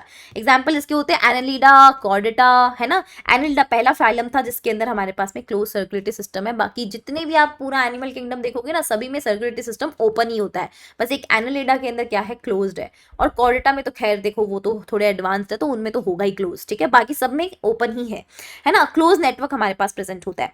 अब हमारे पास में हार्ट की अगर अपन बात करें, हार्ट हमारा ऑर्गन जो होता है ना, वो सभी में अलग अलग है। जैसे अपन लोअर क्लास ऑर्गेनिजम्स की बात करें या सिर्फ कॉर्डेटा की बात करें, कॉर्डेटा में भी हमारे पास में अलग अलग है। कॉर्डेटा छोड़ो, हम वर्टिब्रेट्स की भी बात करेंगे ना। देखिए वर्टिब्रेट्स में कौन आता है, फिश हमारे पास में आती है, राम आते हैं हमारे पास में, है ना। एंड हमारे पास में कौन आता है, एम्फीबियंस आते हैं, और हमारे पास में इस तरीके से, ठीक है। तो फिशेस हो गए, एम्फीबियंस हो गए, रेप्टाइल, एवीज, मेमल्स, अगर हम इनमें भी देखने जाएंगे तो हमें बहुत प्रकार के हार्ट दिखाई देंगे। तो सबसे पहले हमारे पास में 2 चैम्बर हार्ट दिखाई देगा, जिसमें 2 ही चैम्बर होते हैं। एक चैम्बर होता है अट्रिया, एक होता है वेंट्रिकल, ठीक है। इनके आसपास जो लगे हुए होते हैं वो है, एक है साइनस विनोसस, एक वो है कोनस आर्टीरियोसस। ये आपको याद करने की जरूरत नहीं है, ये जस्ट मैंने ऐसे ही लिख दिया है यहाँ पर। तो आपके पास 2 ही चैम्बर है हार्ट में, अट्रिया होता है, वेंट्रिकल होता है, ठीक है।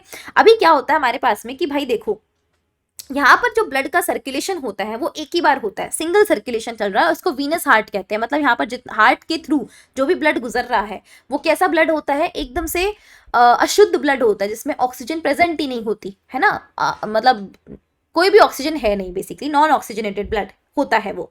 तो मान लो ये हमारा हार्ट है, यहाँ हार्ट से ब्लड जो आया है वो क्या हुआ, पंप होने मतलब पंप हुआ, पंप होते ही वो डीऑक्सीजनेटेड ब्लड होता है। अब वो ब्लड जैसे ही आता है वो गिल्स में आता है ऑक्सीजनेट होने के लिए। हमारी बॉडी में तो ब्लड कहाँ ऑक्सीजनेट होने के लिए जाता है, लंग्स में जाता है, लेकिन यहाँ कहाँ आता है, गिल्स में आता है, क्योंकि फिश है तो इनके पास गिल्स होता है। ऑक्सीजन लंग्स तो होते नहीं, इनके पास में गिल्स होते हैं। तो गिल्स में ऑक्सीजनेटेड हुआ होते ही उसके बॉडी के पार्ट्स तक, फिश के बॉडी के पार्ट्स तक चला जाएगा। अब बॉडी के पार्ट्स में जैसे ही ब्लड चला गया, बॉडी के पार्ट्स क्या करेंगे, ऑक्सीजनेटेड ब्लड तो लेंगे और CO2 वापस छोड़ देंगे, मतलब डीऑक्सीजनेटेड ब्लड वापस दे देंगे। तब ये वापस से जो ब्लड होगा वो जब जाएगा तो वो क्या लेकर जाएगा अपने पास में, CO2। भाई आया तो O2 लेकर था, ऑक्सीजनेटेड होकर जा कैसे रहा है, CO2 लेकर, क्योंकि बॉडी पार्ट तो CO2 प्रोड्यूस करते हैं। अब CO2 लेकर फिर से ये कहाँ चला जाता है, हार्ट में एंट्री कर जाता है। तो इस तरीके से इनका ब्लड जो होता है, इनका पूरा हार्ट जो होता है, इस हार्ट से जो भी ब्लड आ रहा है वो नॉन मतलब डीऑक्सीजनेटेड ब्लड है, वो ब्लड ऑक्सीजन वाला नहीं है, ये वीनस हार्ट कहलाता है। और इसमें एक ही बार सर्कुलेशन चल रहा है, एक ही बार चक्कर घूम रहा है ब्लड का, दैट्स इट, ठीक है। तीन चैम्बर, ये फिशेस में होता है। तीन चैम्बर हार्ट क्या होता है कि 2 अट्रिया हो गए और 1 वेंट्रिकल हो गया, मतलब रिसीविंग चैम्बर हम किसको बोलते हैं, अट्रिया को। डिस्ट्रीब्यूटिंग चैम्बर हम वेंट्रिकल को बोलते हैं, क्योंकि वेंट्रिकल ही क्या करता है, आगे चलकर डिस्ट्रीब्यूट कर रहा होता है बॉडी के अंदर, ठीक है। तो यहाँ 3 चैम्बर होते हैं, 2 अट्रिया 1 वेंट्रिकल। इसको हम इनकम्प्लीट डबल सर्कुलेशन क्यों कहते हैं, देखो लेट्स से कि ये हमारे पास में राइट अट्रिया, ये हमारे पास में लेफ्ट अट्रिया, ठीक है। अब ब्लड आया, डीऑक्सीजनेटेड ब्लड आया, यहाँ पर आ गया हमारे पास में। यहाँ पर भी जो ब्लड होता है, दोनों जगह से जो ब्लड होगा वो पंप होता है कहाँ पर, एक वेंट्रिकल में। अब ऐसा नहीं कि यहाँ से जो डीऑक्सीजनेटेड ब्लड आया वो और यहाँ से जो ऑक्सीजनेटेड ब्लड आया वो, दोनों ही आपस में जाके एक ही जगह इकट्ठे होते हैं एक वेंट्रिकल के अंदर। और इससे क्या होता है, ये जो वेंट्रिकल में ब्लड बह रहा है दैट इज मिक्स्ड ब्लड, उसमें ऑक्सीजन भी है नहीं भी है, सब कुछ मिक्स्ड बह रहा है। तो इस कंडीशन को बोलते हैं 3 चैम्बर हार्ट, और इसमें इनकम्प्लीट डबल सर्कुलेशन चल रहा होता है। मतलब डबल सर्कुलेशन तो है, हार्ट से ब्लड 2 बार तो गुजर रहा है, लेकिन मिक्स्ड ब्लड है, वो पूरा 2 बार पूरा चक्कर नहीं कट रहा उसका, है ना, हाफ चक्कर ही कट रहा है। तो ये अभी आपको समझना नहीं है पूरा डिटेल में कि कैसे हाफ चक्कर हो रहा है कैसे नहीं हो रहा, अपन इतना याद रखेंगे 3 चैम्बर हार्ट किस में होता है, ये याद रखना जरूरी है। सारे रेप्टाइल्स के अंदर आपको 3 चैम्बर हार्ट दिखेगा, सिर्फ एक क्रोकोडाइल को आप छोड़ दो, क्योंकि क्रोकोडाइल इज एक्सेप्शन, इसके अंदर 4 चैम्बर हार्ट होता है, क्योंकि वो है भी मतलब रेप्टाइल होते हुए भी उसमें 4 चैम्बर हार्ट होता है, ये आपको याद रखना है। साथ में एम्फीबियंस में भी आपके पास में 3 चैम्बर हार्ट होता है। तो फिशेस के अंदर 2 चैम्बर, आपके एम्फीबियंस एंड रेप्टाइल्स में 3 चैम्बर होता है। रेप्टाइल में क्रोकोडाइल को छोड़ देंगे अपन, उसमें 4 चैम्बर होता है। उसके अलावा बच के कौन, वर्टिब्रेट्स में बर्ड्स एंड मैमल्स, उनके तो 4 चैम्बर हार्ट होता है, जो हम पढ़ेंगे। Right atria right ventricle, left atria left ventricle, 4 chambers हो गए। अभी क्या होता है कि जितने भी हमारी बॉडी पार्ट्स होते हैं, सारे बॉडी पार्ट्स हमारे के, है ना, सारे बॉडी पार्ट्स से जो भी ब्लड आ रहा होता है, हमेशा जो भी ब्लड हार्ट की तरफ आता है वो डीऑक्सीजनेटेड ब्लड होता है, उसमें CO2 प्रेजेंट होती है, उसमें ऑक्सीजन नहीं है। यहाँ से जो भी ब्लड आ रहा है वो CO2 वाला ब्लड आ रहा है, आया। कौन रिसीव करता है, एट्रिया रिसीव करता है हमेशा ब्लड को। कौन सा वाला एट्रिया करेगा, राइट एट्रिया रिसीव कर रहा है। डीऑक्सीजनेटेड ब्लड आया, CO2 वाला रिसीव करा, वेंट्रिकल में डाल दिया। वेंट्रिकल क्या करते हैं, इसको डिस्ट्रीब्यूट करते हैं, बाहर निकालते हैं। तो वेंट्रिकल्स जो होते हैं इसको बाहर निकाल के कहाँ ले जाएंगे, ऑक्सीजन इसको दिलवाने के लिए। भाई इसके पास ऑक्सीजनेटेड ब्लड थोड़ी आया है, इसके पास तो CO2 वाला ब्लड आया है, लेकिन ये चाहता है कि भाई इसको ऑक्सीजन मिले, ये प्योर ब्लड हो जाए, ऑक्सीजनेटेड ब्लड हो जाए। तो ये वेंट्रिकल जो होता है इसको लंग्स के पास लेकर जाता है। राइट वेंट्रिकल से ये जो ब्लड होता है वो लंग्स के पास जाता है, क्योंकि लंग्स के पास ऑक्सीजन है। अब ऑक्सीजन लंग्स ने दे दी, अब लंग्स के पास से ऑक्सीजनेटेड होते ही मतलब ये ब्लड कैसा हो गया, अब ऑक्सीजनेटेड ब्लड हो गया। अब ये ऑक्सीजनेटेड ब्लड जो होता है वो लेफ्ट एट्रिया के पास में आता है, लेफ्ट एट्रिया रिसीव करता है, देन अगेन लेफ्ट वेंट्रिकल को ट्रांसफर करता है, और लेफ्ट वेंट्रिकल अगेन, क्योंकि डिस्ट्रीब्यूटिंग चैम्बर्स होते हैं वेंट्रिकल्स, ये वापस से हमारे जो भी ब्लड होता है उसको डिस्ट्रीब्यूट करता है। कहाँ पे डिस्ट्रीब्यूट करेगा, बॉडी पार्ट्स में डिस्ट्रीब्यूट करेगा, क्योंकि बॉडी पार्ट्स को चाहिए कैसा है, ऑक्सीजनेटेड ब्लड चाहिए। इसको हम डबल सर्कुलेशन कहते हैं, क्योंकि हमारा पूरा हार्ट जो है, इस हार्ट से ब्लड एक बार नहीं 2 बार घूमता है। पहली बारी तो हमारे पास में इम्प्योर ब्लड जो होता है वो लंग्स तक जाता है, लंग्स तक जाने का पहला मतलब बॉडी पार्ट से लंग्स तक जाने का पहला चक्कर हार्ट से होते हुए, है ना। दूसरा लंग्स से हार्ट से वापस बॉडी पार्ट, दूसरा चक्कर। तो प्योर और इम्प्योर, प्योर किसको बोल रही हूँ, ऑक्सीजनेटेड ब्लड को बोल रही हूँ, इम्प्योर मतलब डीऑक्सीजनेटेड ब्लड, दोनों ब्लड्स जो होते हैं वो 2 बार घूम रहे होते हैं। ह्यूमन सर्कुलेटरी सिस्टम की बात करें तो हमारे सर्कुलेटरी सिस्टम में मेन होता है हार्ट 4 चैम्बर ऑर्गन होता है, जो कि मस्कुलर होता है, मसल्स प्रेजेंट होती हैं। इसके अलावा इसमें हमारे पूरे सर्कुलेटरी सिस्टम में क्या क्या पढ़ना होता है, ब्लड के बारे में हम पढ़ रहे होते हैं, ब्लड कैसे सर्कुलेट होता है, हार्ट ऑर्गन के बारे में पढ़ रहे होते हैं, सर्कुलेटरी फ्लूइड के बारे में पढ़ रहे होते हैं, ठीक है। आगे बात करते हैं, ह्यूमन हार्ट के बारे में बात करते हैं। ह्यूमन हार्ट जो होता है वो कैसा होता है, एक बंद मुट्ठी के साइज का होता है, क्लेंच्ड फिस्ट साइज होता है, बंद मुट्ठी। मीजोडर्मली डिराइव्ड ऑर्गन है, आपको पता है हर एक बॉडी ऑर्गन जो होता है वो अलग अलग सेल, अलग अलग जर्म लेयर से बना हुआ है। हमारी पूरी बॉडी जो है वो जर्म लेयर से बनी हुई है। आपने ह्यूमन रिप्रोडक्शन में पढ़ा था कि हमारी बॉडी जो होती है, आपको पता है कि एक्टोडर्म, मीजोडर्म, एंडोडर्म, 3 प्रकार की लेयर्स होती है। इन्हीं सारी लेयर से हमारे सारे ऑर्गन्स डिराइव्ड है।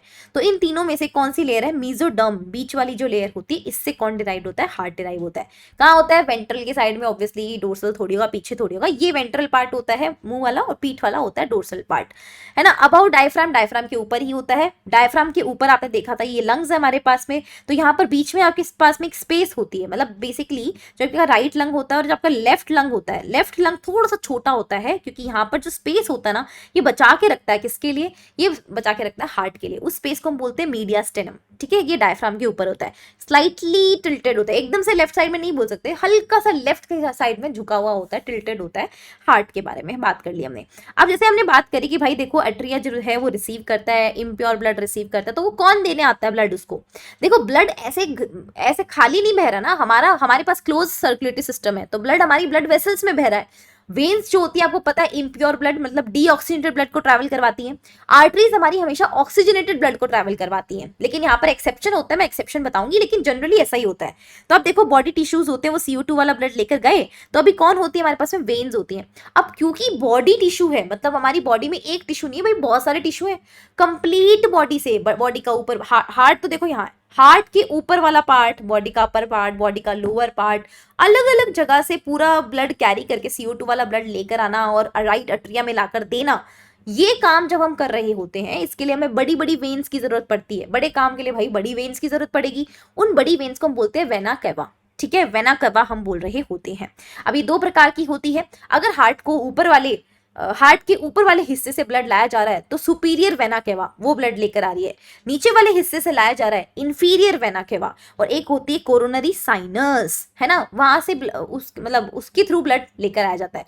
3 प्रकार से हमारे हार्ट को ब्लड आता है। ये हमारे पास में वेना केवा हो गई। अब ये तीनों हमारे पास में वेन्स होती हैं एक तरीके की, है ना। ये ब्लड लेकर आई, ब्लड लेकर आने के बाद में अब ये ब्लड इसमें आ गया, अब कहाँ जाएगा, वेंट्रिकल में जाएगा। तो अट्रिया और वेंट्रिकल दोनों के बीच में आपको दिखाई दे रहा है यहाँ पर क्या होते हैं, वाल्व लगे होते हैं। ये वाल्व लगे होते हैं इस तरीके से, ऐसे ये बंद रहते हैं वैसे तो, है ना। तो अभी क्या होगा हमारे पास में, ये जो वेना केवा ब्लड लेकर आई, तो ये वाल्व जो होता है ऐसे खुला है, ठीक है। तो अभी ब्लड जो होता है अट्रिया से वेंट्रिकल में जाएगा। क्या ये पूरा ब्लड चला जाता है, नहीं, 70% जाता है, 30% बाद में बताऊंगी कैसे जाता है। 70% ब्लड जो है अट्रिया से अपने आप चुप ऐसे बस टपक टपक करके निकल जाएगा, नीचे वेंट्रिकल में आ जाएगा, ठीक है। ये वाल्व के थ्रू आता है। ये आपको राइट एट्रिया और राइट वेंट्रिकल के बीच का जो वाल्व दिख रहा है, बीच का जो आपको दिखाई दे रहा है, इसको बोलते हैं AV valve, A for atria, V for ventricle, AV valve. और राइट एट्रिया राइट वेंट्रिकल के बीच में इसलिए ट्राइकस्पिड बोलते हैं, क्योंकि इसमें 3 कस्प लगे हुए होते हैं, 1 2 एंड 3, ऐसे 3 कस्प लगे हुए होते हैं, जो आपको यहाँ दिखाई नहीं दे रहे, बट एक्चुअल में 3 कस्प लगे होते हैं।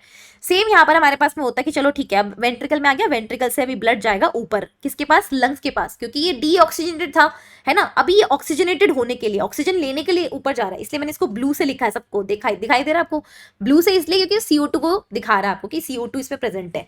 लंग्स के पास गया, लंग्स क्या है, लंग्स के पास ऑक्सीजन है, वो ऑक्सीजन देंगी और इसको प्योर कर देंगी। तो इसको लंग्स के पास ले जाने, लंग्स से रिलेटेड कोई भी आर्टरी, कोई भी वेन हो, उसके आगे हमेशा पल्मोनरी लगेगा, ठीक है। पल्मोनरी हमेशा लंग्स के आगे लगेगा।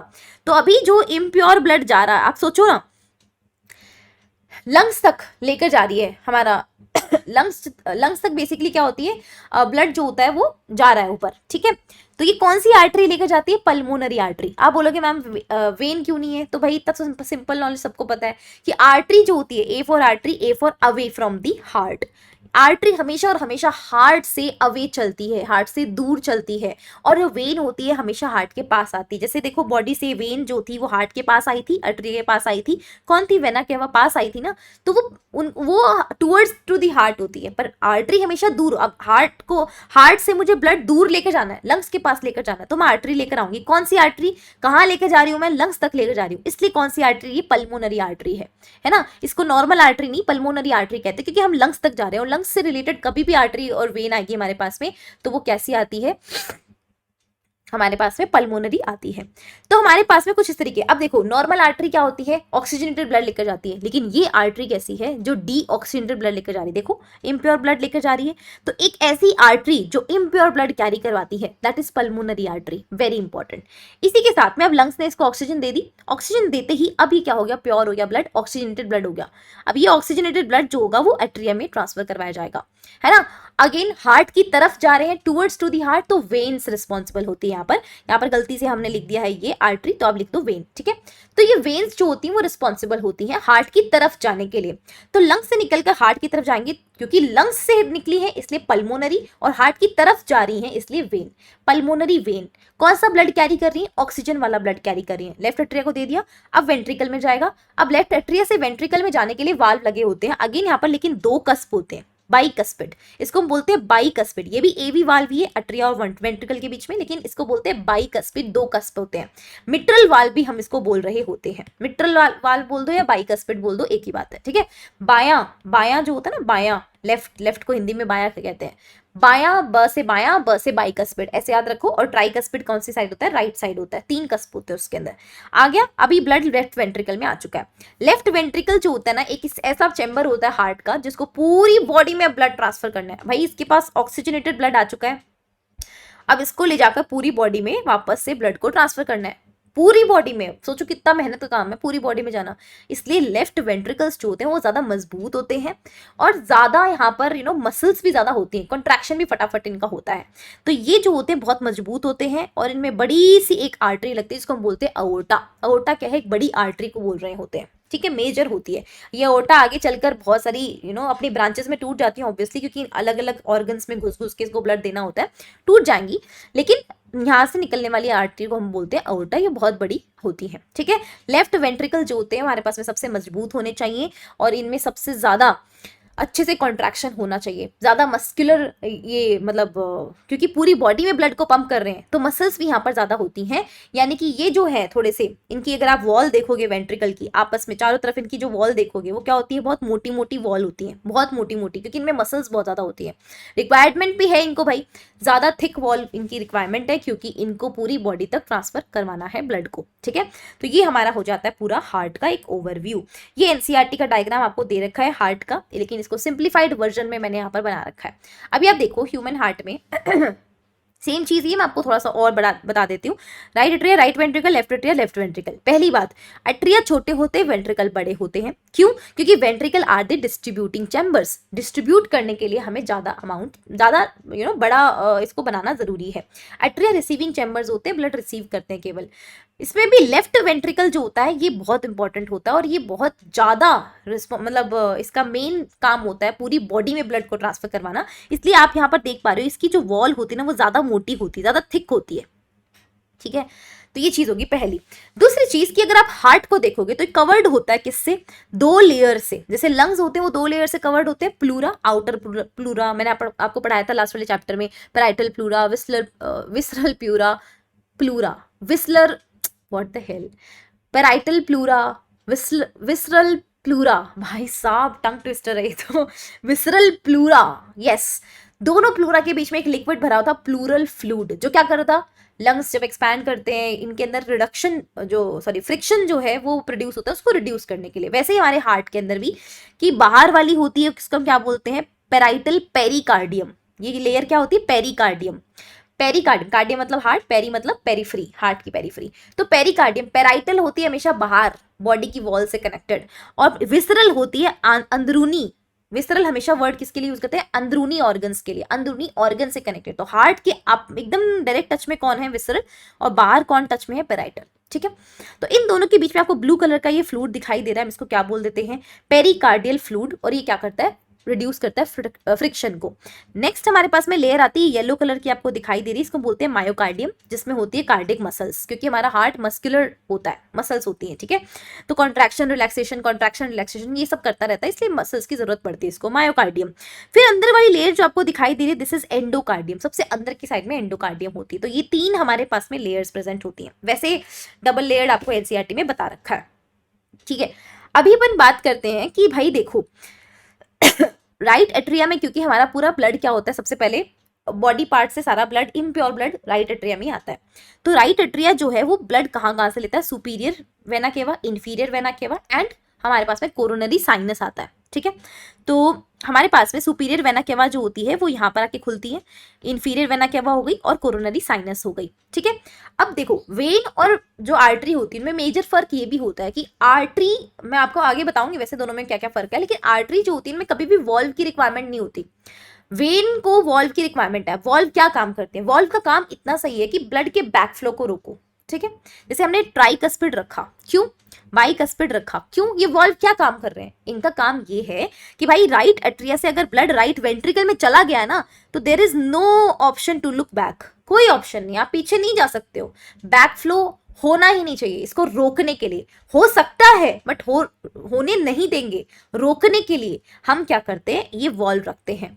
भाई देखो दरवाजा है एक तरीके का, ठीक है, यहाँ से यहाँ ब्लड जा रहा है तो वापस पीछे ना आ जाए, इस वजह से इस पीछे के पट बंद कर देते हैं, दरवाजे बंद कर देते हैं, भाई पीछे तुम जाओ यहाँ, क्योंकि प्रेशर बनता है ना, फ्लूइड ही तो है, लिक्विड ही तो है, लिक्विड तो प्रेशर ग्रेडियंट के अकॉर्डिंग मूव करता रहता है।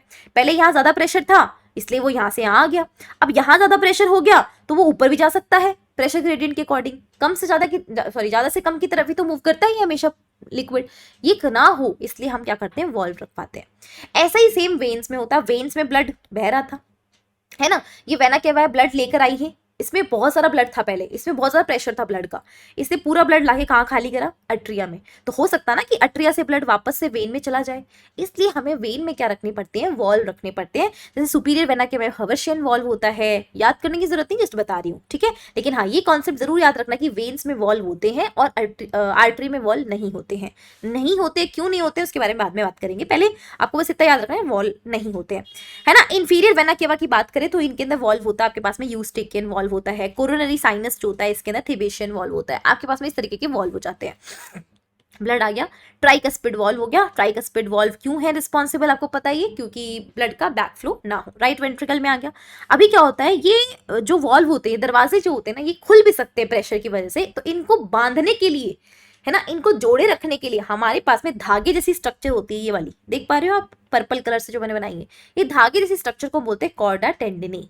ये कॉर्डा टेंडनी जो होती है वो एक धागे जैसी स्ट्रक्चर होती है, ये इसको फाइबर लाइक स्ट्रक्चर होती है, इसको बांधे रखती है भाई, कि भाई तुम ये नहीं हो कि तुम्हारे प्रेशर की वजह से दरवाजे ही खुल गए एकदम से, तो ये उसको बांध के रखती है कि भाई ब्लड का बैक फ्लो और हम प्रिवेंट करेंगे और उसको मजबूती प्रदान करेंगे, भाई ब्लड का बैक फ्लो किसी भी हाल में नहीं होना चाहिए, उसको ये सपोर्ट करती है कॉर्डा टेंडनी, ठीक है। तो ये हमारे पास में राइट वेंट्रिकल में आ गया ब्लड।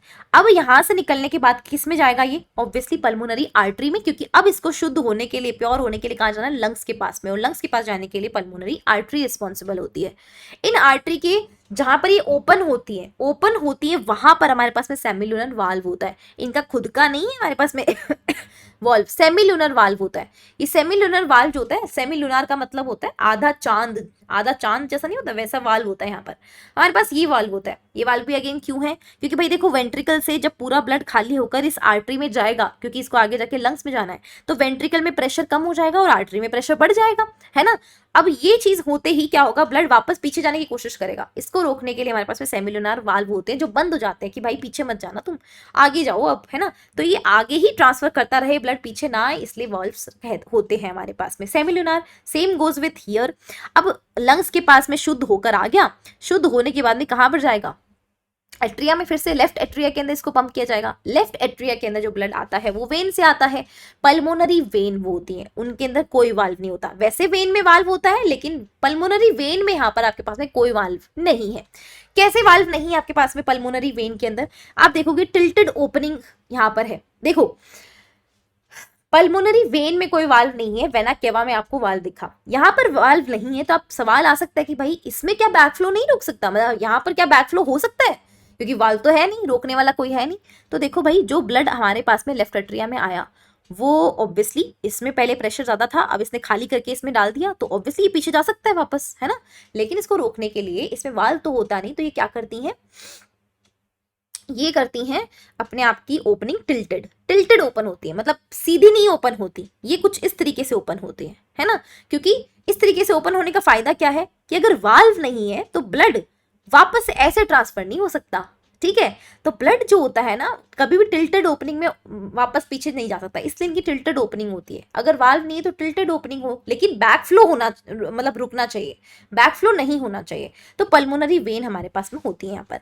देन हमारे पास में अगर आप अट्रिया देखोगे, राइट एट्रिया लेफ्ट एट्रिया, इन दोनों के बीच में हमारे पास में क्या होता है, एक फोसा ओवलिस होता है, जो पहले बर्थ के टाइम पर फोरामेन ओवलिस हुआ करता था, अब वो फोसा ओवलिस एक गड्ढा होता है बेसिकली, वो यहाँ पर प्रेजेंट होता है। जब हमारा बर्थ नहीं हुआ होता है, बिफोर बर्थ, ये गड्ढे को हम बोलते हैं फोरामेन ओवेलिस, एक छेद होता है ये। इस छेद को हटाकर एक गड्ढा बना दिया जाता है, इसको हम बोलते हैं फोसा ओवेलिस। अगर ये छेद रह जाए तो हार्ट संबंधित बीमारियां बहुत ज्यादा हो जाती है, लेकिन अगर ये हट जाता है, मतलब जनरली हट जाता है आफ्टर द बर्थ, ये फोरामेन ओवेलिस जो होता है वो फोसा ओवेलिस में कन्वर्ट हो जाता है। देन अपन बात करें लेफ्ट एट्रिया लेफ्ट वेंट्रिकल के बीच में बाइकस्पिड वॉल्व होता है, मिट्रल वॉल्व होता है, और ये भी क्या काम करता है, सेम वॉल्व क्या काम करते हैं, बैकफ्लो रोकते हैं। ब्लड आ गया, कॉर्डा टेंडनी ने इन वॉल्व को रोक के रखा, इनको है ना, इनका कंट्रोल रखने के लिए कि भाई इनकी मूवमेंट अच्छे से होती रहे, इनका कंट्रोल करने के लिए कॉर्डा टेंडनी रिस्पॉन्सिबल होते हैं। अगेन ये ब्लड जो होता है वो अओर्टा में जाता है, अओर्टा के अंदर भी आपके पास में कौन से वॉल्व हैं, सेमिलुनार वॉल्व्स होते हैं। सेमिलुनार वॉल्व क्या करते हैं, पूरे के पूरे ब्लड को बैक फ्लो होने से रोकते हैं, और ये अओर्टा है, और अओर्टा की आगे ब्रांचेस बनती है, अओर्टिक आर्क कहलाता है। तो इसी के ऊपर एक सवाल आ गया था हमारे एक बार नीट के अंदर, नीट का ही क्वेश्चन है कि what will happen if chordae tendineae gets damage. अगर मैं इन धागों को अगर डैमेज कर दूं, खराब कर दूं, तो क्या हो जाएगा इसके अंदर। तो आपको ये ध्यान रखना है ये धागे कर क्या रहे हैं, इनका काम देखो, इनका काम ये है कि भाई ये वॉल्व को पकड़े रखें, ताकि ये वॉल्व का ना कंट्रोल्ड मूवमेंट चलता रहे अच्छे से। अगर मान लो ये खराब हो गए, इन वॉल्व को पकड़ने वाला कोई नहीं होगा, प्रेशर यहाँ ब्लड का ज्यादा है, ये ब्लड जो है वो अब क्या होगा, बैक फ्लो कर जाएगा, ये लो खुल जाएगा वो वॉल्व, ब्लड ब्लड का बैक फ्लो हो जाएगा। अब ब्लड का बैक फ्लो ऊपर हो गया, ब्लड जाना नीचे था लेकिन चला गया ऊपर, तो अब आप ये सोचो क्या होगा, नीचे जो हमारे पास पल्मोनरी आर्टरी थी, वो पल्मोनरी आर्टरी के अंदर ब्लड कम पड़ गया, क्योंकि ब्लड तो ऊपर चढ़ गया ना, नीचे तो आया ही नहीं। पल्मोनरी आर्टरी में ब्लड आएगा लेकिन कम आएगा अब की बार, क्योंकि आधा कुछ ब्लड तो ऊपर ही चला गया ना, बैक फ्लो हो गया। तो यहाँ पर पल्मोनरी आर्टरी में ब्लड का फ्लो कम हो जाएगा। Same goes with here also, left, यहाँ पर ये ऑप्शन भी आ सकता है आपके पास में कि भाई लेफ्ट जो हमारी अओर्टा होती है, अओर्टा के अंदर जो है ब्लड फ्लो कम हो जाएगा, यस कम हो जाएगा, क्योंकि बैक फ्लो हो जाएगा अगर ये कॉर्डा टेंडनी डैमेज हो जाते हैं, खराब हो जाते तो। ठीक है जी, तो ये हमारे पास में इस तरीके का क्वेश्चन आया था एक बारी।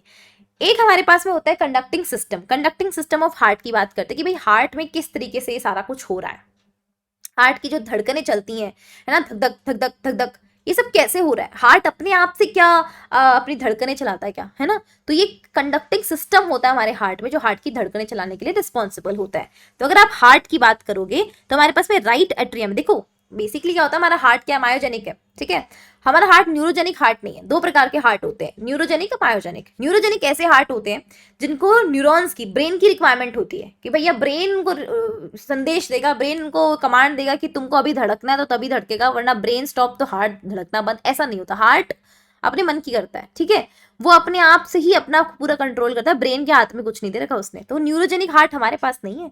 हाँ, कुछ इंसेक्ट्स के पास होता है बट हमारे पास नहीं, कॉकरोच के पास होता है न्यूरोजेनिक, हमारे पास नहीं है। हमारे पास मायोजेनिक हार्ट होता है, हमारी मसल्स होती है हार्ट के अंदर, वो खुद से ही पूरा कॉन्ट्रैक्शन रिलैक्सेशन सब कर रही होती है।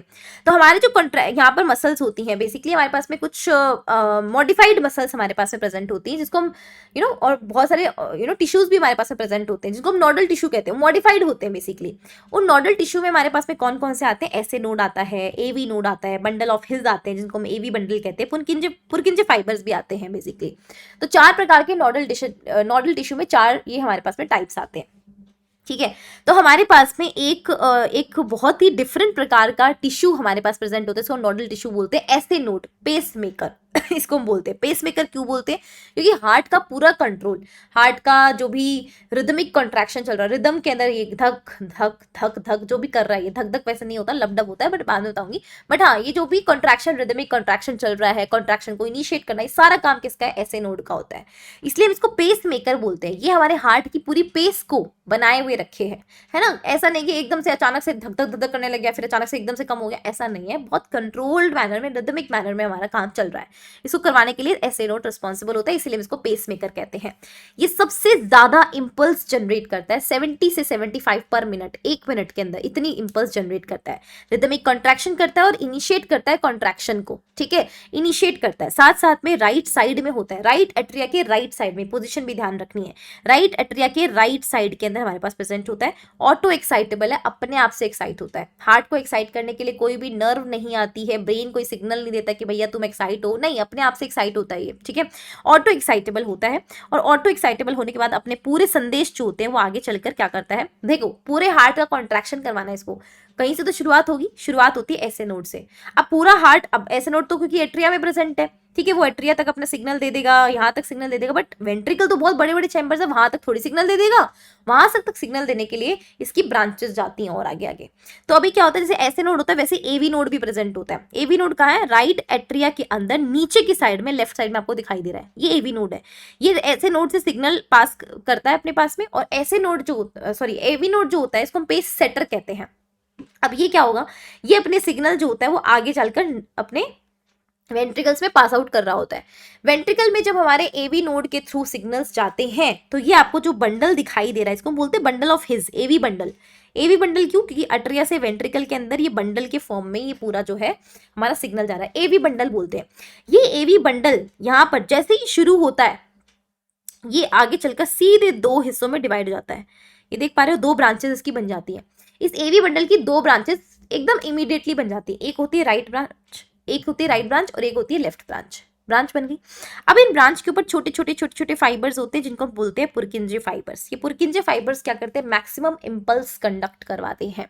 मैक्सिमम इंपल्स यहाँ पर कंडक्शन हो रहा होता है, ठीक है, क्योंकि छोटे छोटे है ना, इसलिए फटाफट अपना इंपल्स जो भी आया है वो सारा का सारा आगे फॉरवर्ड कर देते हैं। तो ये हमारा पुरकिंजे फाइबर होता है, ये पूरे के पूरे जो हमारे वेंट्रिकल्स होते हैं वहां तक ये पूरा सिग्नल पहुंचा के आते हैं। तो इस तरीके से ऐसे नोड सिग्नल बनाता है, सबसे पहले जनरेट करता है, रिदमिक कॉन्ट्रैक्शन को इनिशिएट करता है, ऑटो एक्साइटेबल होता है, एवी नोड तक जाता है, देन ये बंडल ऑफ हिज तक आता है। बंडल ऑफ हिज इमीडिएटली क्या करते हैं, दो ब्रांचेस बनाते हैं राइट एंड लेफ्ट, एंड वो आगे चलकर पुरकिंजे फाइबर्स बन जाते हैं। पुरकिंजे फाइबर छोटे छोटे फाइबर्स होते हैं, पूरे के पूरे जो हमारी वेंट्रिकल्स होते हैं, वेंट्रिकल्स में जो मसल्स प्रेजेंट होती है उन मसल्स तक ये पूरा का पूरा सिग्नल पहुंचता है, तब जाके वो मसल्स क्या होती है, कॉन्ट्रैक्ट होती है, और हमारा हार्ट एक बार कॉन्ट्रैक्ट होता है फिर रिलैक्स होता है, फिर कॉन्ट्रैक्ट होता है फिर रिलैक्स होता है, इन सिग्नल्स की वजह से। तो नोडल टिश्यू इसमें रिस्पॉन्सिबल होता है कंडक्टिंग सिस्टम ऑफ हार्ट में। Nodal tissue is very very important. Nodal tissue के 4 पार्ट होते हैं, एक स्पेशल टाइप ऑफ टिश्यू होता है ये। 4 पार्ट होते हैं ऐसे नोड, एवी नोड, और हमारे पास में बंडल ऑफ हिज, इसको हम एवी बंडल कहते हैं, और एक होता है पुरकिंजे फाइबर्स। 4 चीजें होती हैं, ठीक है। मैक्सिमम कौन होता है इसमें, ऐसे नोड, और ये 40 से 60 मतलब इंपल्स पर मिनट जनरेट कर पाता है। एवी नोड इतना ज्यादा नहीं कर सकता, इंपल्स जनरेट कम करता है, सबसे ज्यादा इंपल्स जनरेट वही करता है। मायोजेनिक होता है, मॉडिफाइड मसल्स हमारे पास में प्रेजेंट होती हैं और ये एक्शन पोटेंशियल जनरेट करती हैं, ठीक है।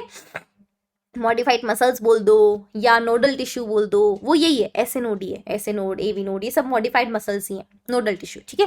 आगे बात करते हैं इंपल्स का कंडक्शन कैसे होता है। ऐसे नोड ने इंपल्स कंडक्ट करा, शुरू करा, एवी नोड के पास गया, बंडल ऑफ हिज के पास गया, पुरकिंजे फाइबर के पास गया।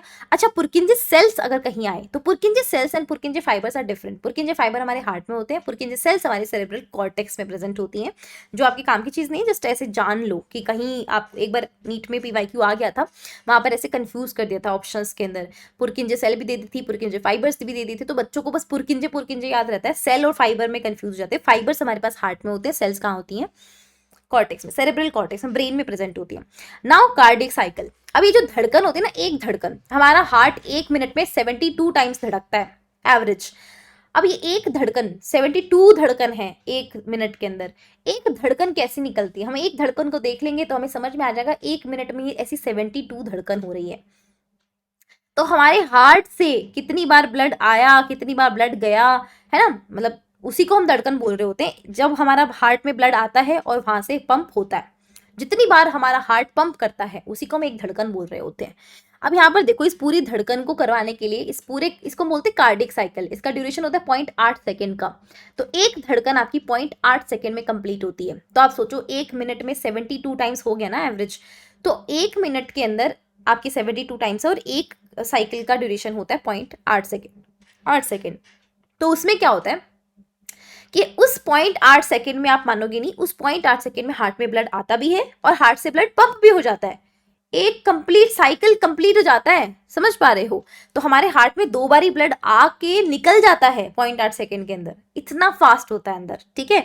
तो अट्रियल सिस्टोल हमारे पास में, इस पूरे के पूरे कार्डियक साइकिल के 3 हिस्से अपन जनरली पढ़ते हैं। अट्रियल सिस्टोल, एक होता है हमारे पास में वेंट्रिकुलर सिस्टोल, एक होता है जॉइंट डायस्टोल। अभी सिस्टोल और डायस्टोल समझो। सिस्टोल का मतलब होता है कॉन्ट्रैक्शन, डायस्टोल होता है रिलैक्सेशन, सिंपल। सिस्टोल मतलब एट्रियल सिस्टोल मतलब एट्रिया का सिस्टोल होना, एट्रियल कॉन्ट्रैक्शन होना। तो अभी देखो, हार्ट है, हार्ट में ब्लड कहाँ से आया, ये देखो मैं इस वाले डायग्राम में आपको बताती हूँ। हार्ट में ब्लड कहाँ से आ रहा है आपके पास में, वेना केवा से आया, ठीक है, ब्लड डाल दिया।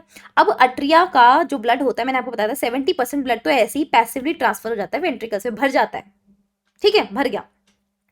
अब बचा हुआ जो 30% होता है उसको और पूरी तरीके से खाली करना होता है, और ट्रांसफर करवाने के लिए हमें क्या करने पड़ते हैं, सिग्नल्स भेजने पड़ते हैं। जो कौन जनरेट करता है, एसए नोड जो यहाँ प्रेजेंट है, वो ऑटो एक्साइटेबल है, इंपल्स जनरेट करता है, और वो उन सिग्नल्स और उन इंपल्स की वजह से जो बचा हुआ 30% ब्लड होता है वो ट्रांसफर होता है। तो यहाँ पर एक्टिव ट्रांसपोर्ट हो रहा है ब्लड का।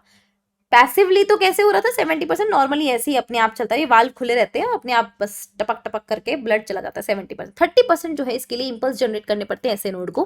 और इतने में ऐसे नोड जैसे इंपल्स जनरेट करता है, आपको पता है ये इंपल्स आगे अट्रिया से वेंट्रिकल में सब जगह जाते हैं। तो ये इंपल्स जैसे ही अट्रिया में आए, अट्रिया कॉन्ट्रैक्ट हो गया, अट्रिया कॉन्ट्रैक्ट जैसे ही वो अट्रिया फैला हुआ था, कॉन्ट्रैक्ट हो गया। कॉन्ट्रैक्ट हो गया, निचोक ऐसा नहीं होता कि अगर आप पानी, ये बहुत सिंपल है, मतलब अगर आपने मान लो लेट्स से कि कोई पर्दा, कोई कर्टन है, उसको धोया, धोकर आप उसको एकदम ऐसे निचोड़ते नहीं हो, हल्का सा बस ऐसे करके छोड़ दिया, टंकी पे लगा दिया, कहीं तार पे लटका दिया, अब वो क्या है, धीरे धीरे टपक टपक टपक करके पानी निकलता रहेगा, निकलता है पैसिवली, आपने कोई अपनी मेहनत नहीं लगाई। आप थोड़ी देर बाद, 1 घंटे 2 घंटे बाद आगे देखोगे बहुत सारा पानी तो अपने आप झड़ चुका होगा, लेकिन थोड़ा बहुत तो रहेगा ना, पूरा थोड़ा निकल जाएगा, थोड़े बहुत के लिए आपको मेहनत लगानी पड़ेगी। वही आपकी मेहनत यहाँ दिखाई जा रही है, ऐसे नोड वही मेहनत लगाता है थोड़ी सी इंपल्स जनरेट करके, जैसे लगाता है हम अट्रिया को निचोड़ देते हैं, पूरा का पूरा ब्लड निकालते हैं। अब वो ब्लड जो होता है ये इनसे निकलता है, ये हमारे वाल्व खुलते हैं ट्राइकस्पिड, और ये पूरा ब्लड इसमें ट्रांसफर होता है। अब ये ब्लड पीछे ना आ जाए इसके लिए हमें इस वॉल को बंद करना पड़ता है, ठीक है ना। जैसे ही हमारा अट्रिया के अंदर पूरा का पूरा ब्लड गया, अट्रिया से पूरा ब्लड निकल गया वेंट्रिकल के अंदर, उस टाइम पे क्या होते हैं, ये वाल्व खुले रहते हैं। अट्रिया से वेंट्रिकल में ब्लड कैसे जाएगा, क्योंकि यहाँ ब्लड का प्रेशर ज्यादा है, यहाँ कम है, क्योंकि यहाँ जो ब्लड है हमारे पास में 30%, वहां आप बोले कि मैम यहाँ तो 30% यहाँ तो 70% ब्लड है, तो ब्लड का प्रेशर यहाँ ज्यादा होना चाहिए। भैया वहाँ ऐसे नोड है, वहाँ इंपल्स जनरेट हो रहे हैं, इलेक्ट्रिकल सिग्नल्स आ रहे हैं वहां पर, वो सिग्नल्स उसको पंप कर रहे हैं वहां से कि भैया तुम निकलो, तो वहां पर ज्यादा प्रेशर बनाया जाता है, उसको निचोड़ा जा रहा है अट्रिया को, तो यहां से ब्लड यहां ट्रांसफर हो जाएगा, पहला अट्रियल सिस्टोल, और ये काम सिर्फ 0.1 सेकेंड में हो जाता है, ठीक है। अब जैसे ही वेंट्रिकल में ब्लड आ गया, अब वेंट्रिकल भर गया, एकदम भर गया है। अब एक टाइम ऐसा आएगा ना, वो सिग्नल ऐसे नोड से ट्रांसफर होता है, एवी नोड से अब आया बंडल ऑफ हिज, और आगे चल के पुरकिंजे फाइबर। अब ये पुरकिंजे फाइबर तक ये पूरा सिग्नल आएगा, तो भैया ये जो हमारे वेंट्रिकल है ये भी तो कॉन्ट्रैक्ट करेंगे। अब ये कॉन्ट्रैक्ट कब करेगा, जब वेंट्रिकल भर जाएगा ना पूरा, तब ये कॉन्ट्रैक्ट करेगा, तब ये सिग्नल्स ट्रांसफर होंगे, सिग्नल्स की वजह से ये वेंट्रिकल भी कॉन्ट्रैक्ट करेंगे, तब होगा वेंट्रिकल सिस्टोल।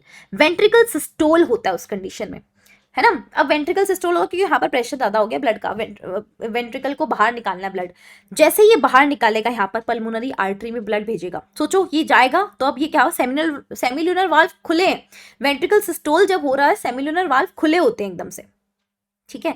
लूनर वाल्व तो खुले हैं लेकिन पीछे के वाल्व बंद है, क्योंकि प्रेशर यहाँ जनरेट हो चुका है, इंपल्स जनरेट हो चुके हैं, तो भैया अब वेंट्रिकल निचोड़ा जा रहा है, ब्लड का प्रेशर बढ़ चुका है, ब्लड पीछे जा सकता है, इसलिए हम क्या कर लेते हैं, इसको बंद कर देते हैं, ट्राइकस्पिड को बंद कर देते हैं। कब, जब वेंट्रिकल का सिस्टोल होता है, वेंट्रिकल कॉन्ट्रैक्ट होता है, उस कंडीशन में हमने इस वाल्व को बंद कर दिया। अभी कपाट है, गेट है, दरवाजा जोर से बंद होता है, आवाज आती है, लब आवाज आएगी यहाँ पर, लब थोड़ी सी हमारी लो इंटेंसिटी की होती है, लब एल से लो इंटेंसिटी की होती है, मतलब बहुत तेजी से दरवाजा नहीं होता, ऐसे जैसे मैं बोलूं मेरा नाम एकता है, एकता ऐसा लो इंटेंसिटी, और नीचे वापस से दरवाजा बंद होगा, कब होगा बताती हूँ। तो सबसे पहला दरवाजा बंद हुआ, लब साउंड आई, लब पहला दरवाजा, ट्राई कस्पिड वॉल्व बंद होते हैं, कस्पिड वॉल्व बंद होने पर लब साउंड आता है, कब, कब आता है, वेंट्रिकल सिस्टोल में। अब वेंट्रिकल सिस्टोल हो गया, निचुड़ गया, वेंट्रिकल से ब्लड आ गया, अब पीछे ब्लड वापस ना जाए इसके लिए हमें सेमिलुनर वाल्व बंद करना पड़ेगा। जैसे ये सेमिलुनर वाल्व बंद होता है, फट से आवाज आती है, डब। अभी हम बोल रहे थे एकता, अब बोलते एकता एकता एकता एकता, ये डब, फटाफट फास्ट। तो ये हमारे पास में होता है सेमिलुनर वाल्व जब बंद होता है तो ये ऐसी वाली आवाज आ रही होती है, और ये वाला वाल्व बंद होता है तो लब आवाज आती है। यहाँ जो आवाज आती है वो होती है डब, लब डब। लब कब आती है, कस्पिड वॉल्व बंद होने पर, डब कब आती है, ये सेमिलुनार बंद होने पर। लब आती है कब, जब हमारे वेंट्रिकल का सिस्टोल चलता है तब, और डब कब आती है, जब हमारा वेंट्रिकल रिलैक्स होता है, डायस्टॉल कंडीशन में होता है। डायस्टॉल का मतलब रिलैक्स कंडीशन में है, वेंट्रिकल खाली हो चुका है। ऑब्वियसली उसने पूरा ब्लड निकाल के दे तो दिया इस आर्टरी को, है ना। अब आर्टरी के पास पूरा ब्लड आ गया, इसलिए तो आर्टरी ने ये वाला वॉल्व बंद कर दिया, इसीलिए तो ये आवाज आई, है ना। तो पूरा ब्लड आर्टरी के पास आया, इसलिए इसने वॉल्व बंद करा ताकि ये पीछे वापस वेंट्रिकल को ना भर दे ले जाकर। तो वेंट्रिकल उस टाइम पे कैसा था, खाली हो गया था ना, डायस्टॉल कंडीशन में, रिलैक्स कंडीशन में आ गया था। अब कॉन्ट्रैक्ट नहीं हो रहा, वो रिलैक्स है क्योंकि उसमें से पूरा ब्लड निकल चुका है। तो उस कंडीशन को बोलते हैं वेंट्रिकल डायस्टॉल, ठीक है। तो सिस्टोल के टाइम पर ये वॉल्व बंद होता है, डायस्टॉल के टाइम पर हमारे पास में ये वॉल्व बंद होता है, सेमिलुनार वॉल्व। तो लब साउंड आती है ये वाला वॉल्व बंद होने पर, ट्राइकस्पिड वॉल्व बंद होने पर। डब साउंड आती है हमारा सेमिलुनार वॉल्व बंद होने पर। आई बात समझ में। अब जैसे ही ब्लड हमारा ट्रांसफर हुआ, लंग्स की तरफ गया, अब उसके बाद में अगेन ये यहाँ पर जाएगा, ऐसी सेम कंडीशन इसमें भी होगी, ठीक है। अभी क्या होता है हमारे पास में कि एक टाइम ऐसा आता है, जैसे हमारा जो ये तो 30% ब्लड का ट्रांसफर हो रहा था, जिसके अंदर हमने ये काम पूरा किया, ऐसे नोड को एक्टिवेट करा, सब कुछ करा, ये 30% ब्लड के लिए गया। 70% ब्लड तो ऐसे जा रहा था। अब 70% ब्लड तो ऐसे ही ट्रांसफर होता ना आर्टरिया से वेंट्रिकल के अंदर भैया, है ना। वहां पर कोई कॉन्ट्रैक्शन नहीं करा हमने, वहां कोई लबडब नहीं निकाला। लबडब कब आया, जब हमने कॉन्ट्रैक्शन और रिलैक्सेशन करा, जब हमने आर्टरिया वेंट्रिकल को सिस्टोल करा, डायस्टोल करा, तब आई ना ऐसी। अब हम सिस्टोल डायस्टोल का खेल ही नहीं खेल रहे हैं, पैसिवली ब्लड ट्रांसफर हो रहा है। दैट मीन्स कि हमारा पूरा हार्ट कहीं कॉन्ट्रैक्ट भी नहीं हो रहा, कहीं रिलैक्स भी नहीं हो रहा, नहीं सिस्टोल हो रहा, नहीं डायस्टोल, कुछ नहीं हो रहा, हार्ट रिलैक्स्ड कंडीशन में है, उसको बोलते हैं डायस्टोल। डायस्टोल कंडीशन में मतलब अट्रिया वेंट्रिकल दोनों ही, कोई भी आपस में कोई कॉन्ट्रैक्ट नहीं कर रहा, कोई रिलैक्स नहीं कर रहा, दोनों रिलैक्स्ड है। टपक टपक करके ब्लड गिरता जा रहा है। 70% ब्लड जो होता है वो इस कंडीशन में जाता है जब वो ये पूरा हार्ट रिलैक्स कंडीशन में होता है। Atria and ventricle both, joint diastole हम इसको बोलते हैं। जॉइंट अट्रिया भी है, वेंट्रिकल भी है, जॉइंट डायस्टोल कंडीशन में। तो इस तरीके की 3 हमारे पास में ये स्टेजेस आती हैं कि सबसे पहला जॉइंट डायस्टोल होता है। जॉइंट डायस्टोल में ये दोनों, पूरा heart basically, Atria and ventricle, ये क्या होते हैं, रिलैक्स कंडीशन में होते हैं। 70% ब्लड ऐसे पैसिवली ट्रांसपोर्ट हो जाता है। अब 30% के लिए हमें क्या करवाते हैं, हम क्या करवाते हैं, ऐसे नोड एक्टिवेट करते हैं और हम अट्रियल सिस्टोल कराते हैं। अच्छा, जॉइंट डायस्टोल जो होता है वो कितने टाइम तक रहता है, 0.4 सेकेंड तक। 0.4 सेकेंड तक हमारा हार्ट कहीं कॉन्ट्रैक्ट नहीं होता, रिलैक्स नहीं होता, 0.4 सेकेंड तक रिलैक्स कंडीशन में रहता है, बस ब्लड अपने आप पैसिवली ट्रांसफर होता रहता है। फिर 30% को ट्रांसफर करने के लिए ऐसे नोड एक्टिवेट होता है, इंपल्स जनरेट करता है और 0.1 सेकेंड के लिए अट्रिया कॉन्ट्रैक्ट होता है, अट्रियल सिस्टोल। ब्लड चला जाता है, ट्राइकस्पिड बंद होते हैं, LUB लब साउंड आता है। वेंट्रिकल में ब्लड आता है, वेंट्रिकल पूरा भर जाता है। अब वेंट्रिकल में सिस्टोल चलता है, वेंट्रिकुलर सिस्टोल। वेंट्रिकुलर सिस्टोल आते ही ऊपर जो प्रेशर, ऊपर ब्लड ना हो जाए, बैकफ्लो ना हो जाए, इसलिए वॉल्व बंद हो जाता है, लब साउंड, LUB। अब वेंट्रिकल पूरा ब्लड ट्रांसफर करता है आर्टरी में, पल्मोनरी आर्टरी में। जैसे ही पूरा ब्लड ट्रांसफर हो जाता है, सेमिलुनार पीछे के वॉल्व बंद हो जाते हैं, सो दैट पीछे ब्लड ना आ पाए। उस कंडीशन में सेमिलुनार बंद होता है, मतलब उस कंडीशन में वेंट्रिकल क्या है, डायस्टोल कंडीशन में, पूरा ब्लड उसने भेज दिया है, ये अब खुद रिलैक्स कंडीशन में है। वेंट्रिकल में वापस ब्लड बैकफ्लो ना कर जाए, इसके लिए जो सेमिलुनार वाल्व होते हैं वो बंद हो जाते हैं वापस से, तो डब साउंड जनरेट होता है। तो लब एंड डब हमारे पास में 2 साउंड्स हो जाते हैं। और अगेन सेम कंडीशन, ये लंग्स के पास जाता है और फिर उसके बाद में हमारा हार्ट जो है वापस से जॉइंट डायस्टोल कंडीशन में आ जाता है 0.4 सेकेंड्स के लिए, and again same cycle repeat होता है। अट्रियल सिस्टोल 0.1 सेकेंड के लिए होता है, वेंट्रिकुलर सिस्टोल 0.3 सेकेंड के लिए होता है। That's it. एंड टोटल जो जॉइंट डायस्टोल होता है वो 0.4 सेकेंड के लिए होता है। तो यहाँ पे 0.1, 0.3 एंड वो 0.4 जॉइंट डायस्टोल वाला, टोटल मिला के 0.8 सेकेंड हमारा काम ये चल रहा होता है। यही हमारे पास गिवन है। देखो, अट्रियल सिस्टोल हमारे पास सबसे पहले जॉइंट डायस्टोल हो गया 0.4 सेकेंड, ठीक है। इसमें वेंट्रिकुलर फिलिंग चलती है। 70% हमारा जॉइंट डायस्टोल के टाइम पर पैसिवली ब्लड फ्लो हो जाता है और 30% अट्रियल सिस्टोल में फास्ट होता है, मतलब वो फास्ट होता है और जल्दी जल्दी ट्रांसफर होता है ब्लड का। जॉइंट डायस्टोल में क्या होता है, हमारे पास में सब कुछ रिलैक्स्ड होता है। कौन से वाल्व खुले रहते हैं, हमारे जो ये कस्पिड वाल्व हैं। देखो, पूरा ब्लड यहाँ से यहाँ ऐसे पैसिवली ट्रांसफर हो रहा है, तो पूरा यहाँ ये वाले वॉल्व तो खुले रहेंगे ना, कस्पिड वॉल्व तो दोनों खुले रहेंगे। बस बंद कौन रहेगा, सेमिलुनार बंद रहेगा, क्योंकि ये ब्लड यहाँ से जाने के बाद में सीधे यहाँ से यहाँ तक भेजना नहीं चाहते, बाहर नहीं भेजना चाहते हैं, अभी पूरा एक साथ भेजेंगे बाहर, 70% को क्या ही भेजें, इसलिए ये वाले वॉल्व बंद रहते हैं, सेमिलुनार। तो जॉइंट डायस्टोल में सेमिलुनार बंद ही रहता है, लेकिन ये खुले रहते हैं, कस्पिड, ठीक है। तो ये पहली कंडीशन। दूसरा, अट्रियल सिस्टोल आता है, जिसमें 30% ब्लड को आगे ट्रांसफर करने के लिए हमें कॉन्ट्रैक्शन ऑफ अट्रिया करना पड़ता है, जिसमें AV वॉल्व यानी कि कस्पिड वॉल्व खोलने पड़ते हैं।